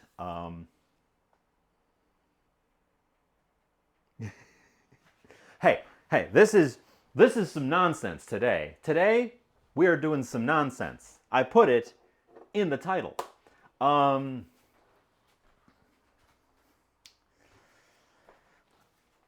haven't done like wacky nonsense in quite a minute. I've done way too much normal cooking. Yes, the other stuff that I do is normal cooking. This is like internet cooking. This is what stupid internet people do.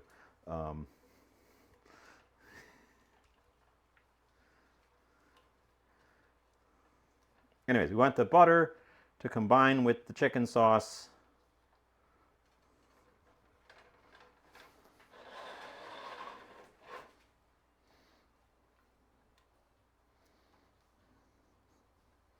And get bubbly.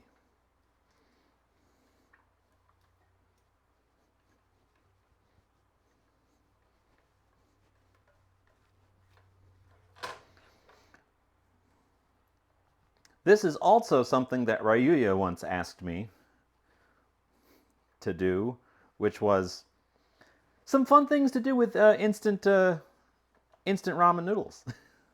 some interesting things to do with instant ramen noodles. Well, this is one. This sure is one. Yeah, I don't forget about those things you guys bring up every once in a while.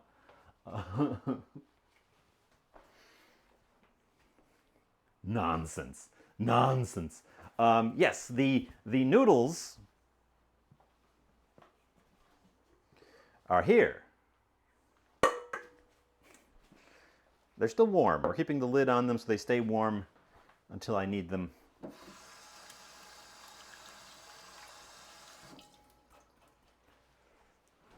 That was the bit that I wasn't sure was going to work. I thought they might stick quite badly. I fortunately got them to not stick.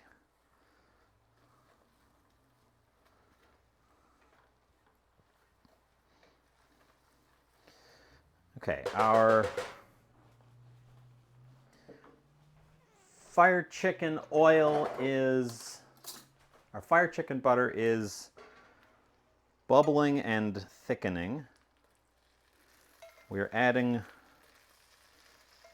a couple of scoops of our starchy water.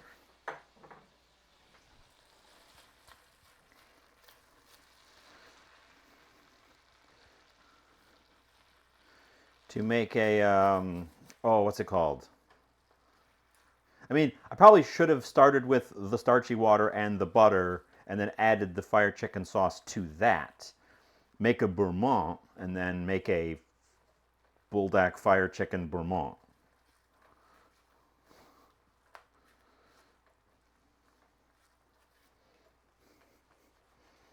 And instead, I didn't do that, and I added the butter and fire chicken sauce directly. But the starch should help make this sauce come together into kind of a glossy coating. I was doing that with pizza. I made so many weird random pizzas. Lately, I've been doing a lot of normal cooking.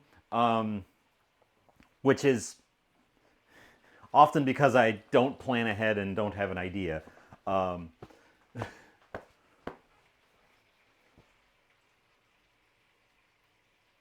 even called it a cloche, but it's actually a steel bowl turned upside down because I don't have a cloche with a handle.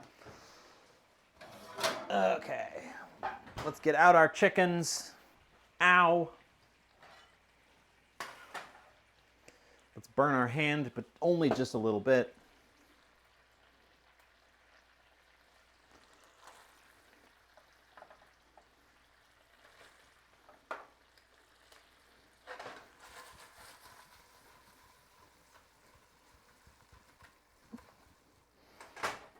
Okay, well, we definitely need the spatula because they don't want to flip on their own.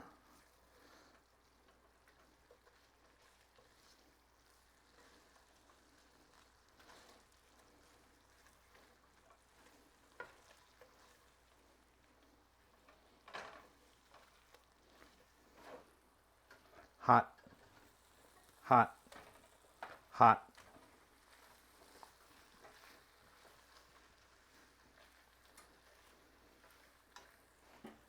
Oh, part of my breading came off of that one. And that one. Ah, dang it. The breading is very delicate on these, unfortunately. And they don't want to frickin' flip over. What is wrong with these? Just turn that way. Cripe's sake. Ah, dang it.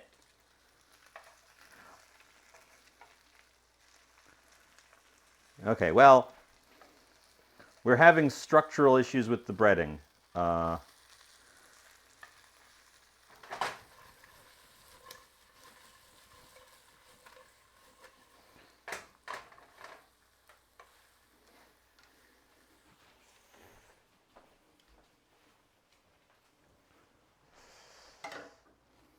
Well, my breading has gluten in it, so it shouldn't have done that.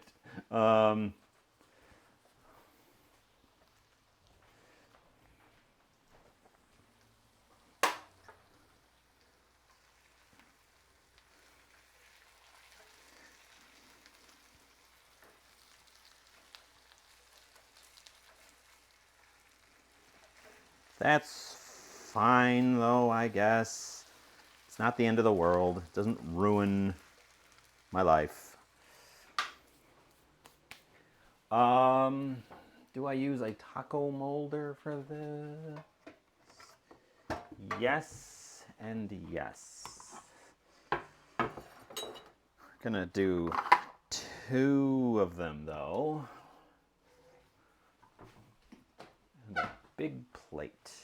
And a big plate. Big flat plate.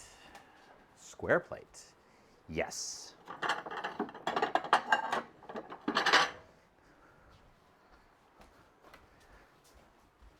The structure of what we're building has kind of dictated our plate for me. I wish I didn't have the bright colored ones for this. I wish I didn't have the bright colored ones for this.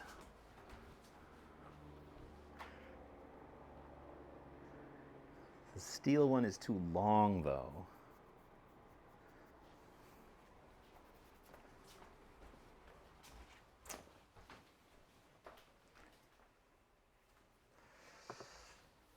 Okay. Release our tortilla from its prison. Check for pliability.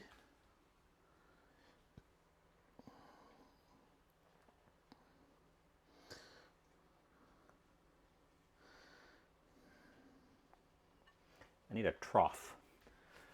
That's what those are supposed to do.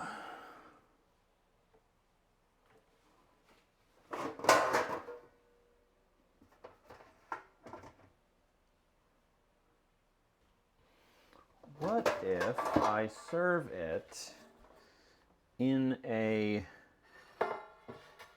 trough?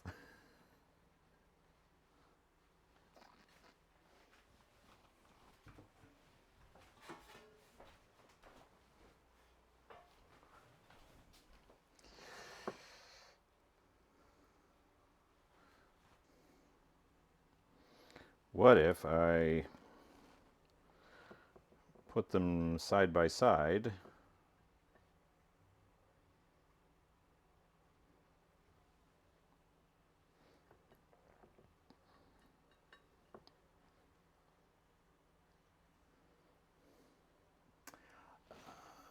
Building these is a little awkward, I'm finding.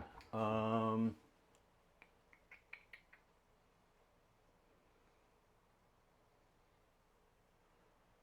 what's the what's the answer? What's the answer? What's the answer? Looking through all of my dishware.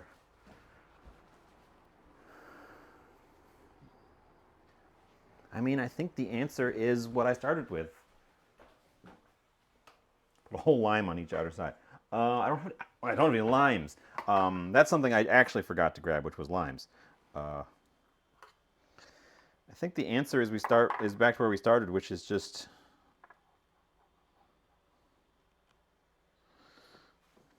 this guy, and we trust that the purple isn't too disruptive.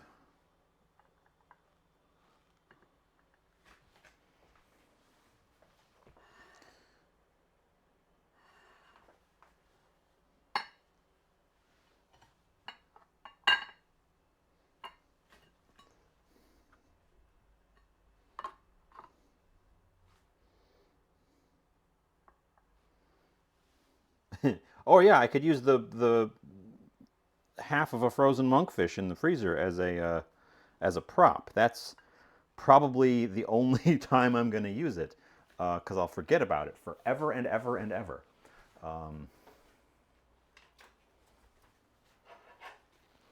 Okay. We'll try to get these in here without destroying the breading any more than we already have.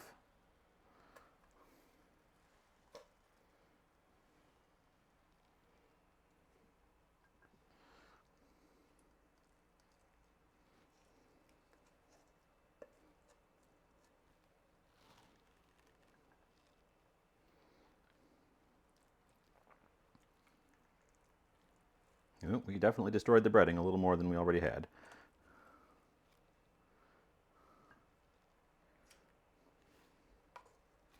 Oh, that's what I should do is... Yeah. Yeah, that makes it look better. Covers up my sins a little bit.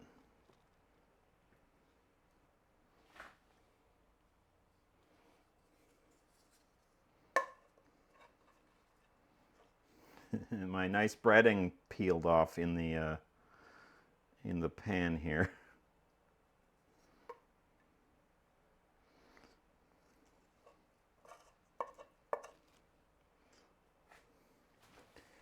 Ah, well, almost nailed it.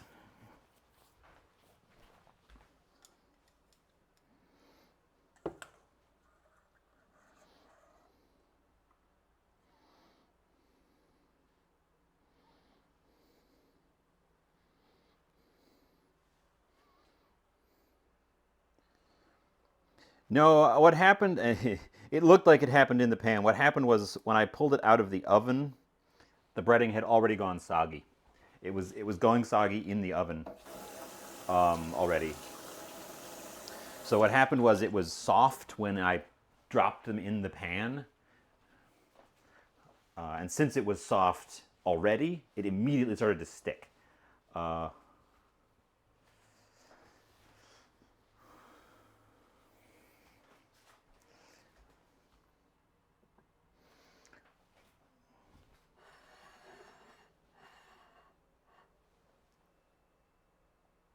but the slaw helps cover up the offenses. I'm going to get an angle on it for the photo. I just wish the thing fit on the plate a little bit better. Yeah, I don't hate the fact that the purple is there because the slaw has also got a purple to it. Um, And yeah, that's the end result. Almost.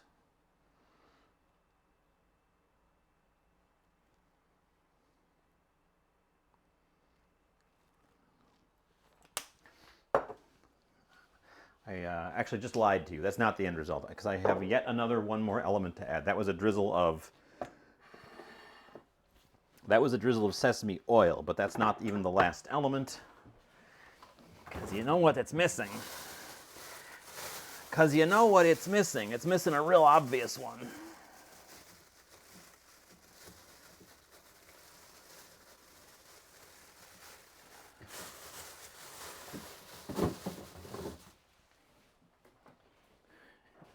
It's missing one real obvious element.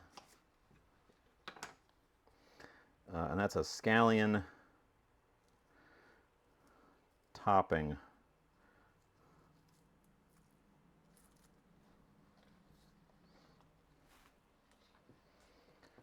We'll just nip the dried up tips off there and cut the whole shebang.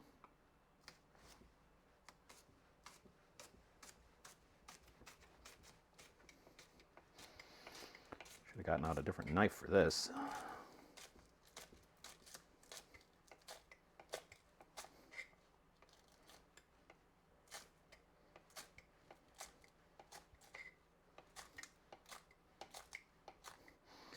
Scallions I planted are not ready for harvest, so we're still using ones I get from the grocery store.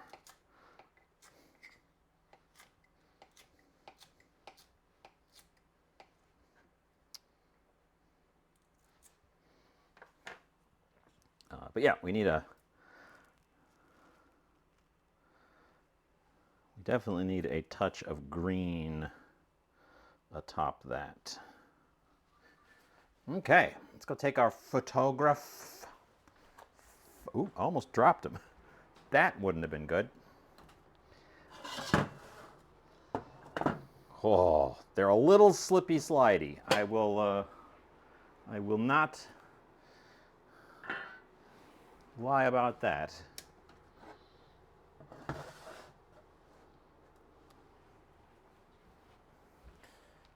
Grab our photo. What the heck? No. What are you doing? No. Why is Samsung always gotta change stuff?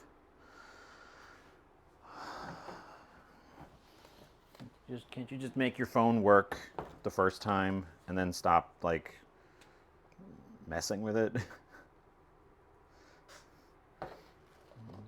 Telling me that it installed a new lock screen. Would I like to enable it? And my answer was no, and this is a terrible time to ask.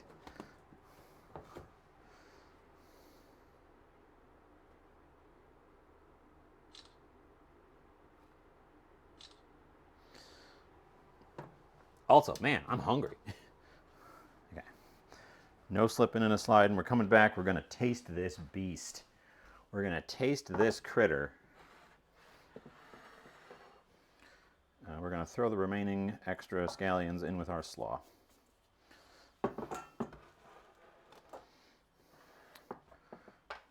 Okay, okay. Moment has arrived. Where do we attack this thing?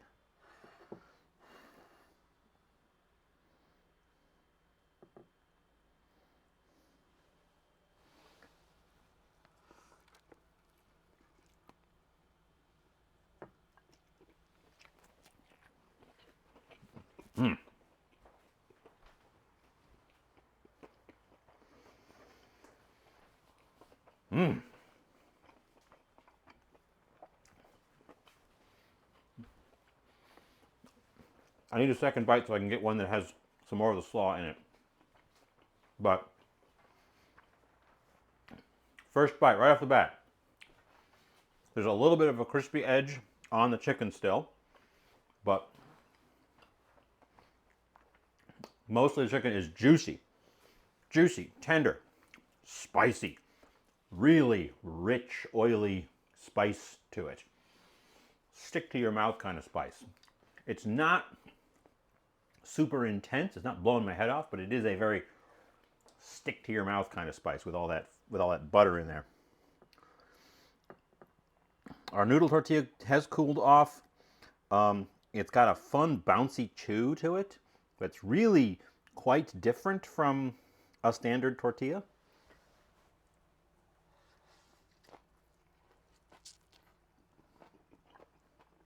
Mmm. Mmm.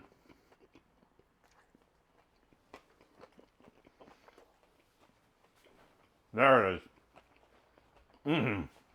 Mmm. There it is. That's the one. Mmm. Get in with the vegetables. You get a hit of dill from the pickles. You get the crunch. The richness. The richness of our fire chicken butter sauce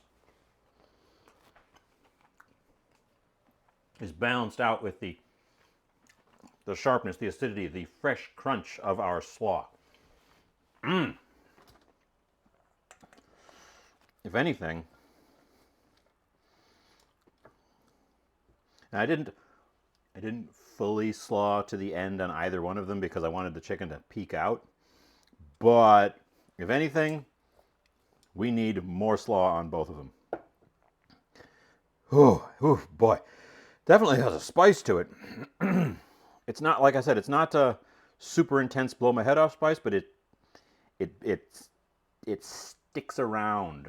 So it's going to build because each bite I'm not going to have cleared out the previous bite before I get into it. This is good though.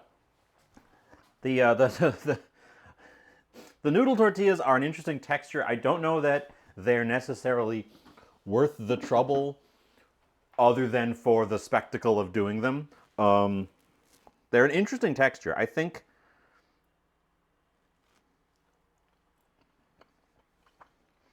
I've done this before where I used them as like a burger bun. I think they work way better there. They give you that bounce. Here, I don't know that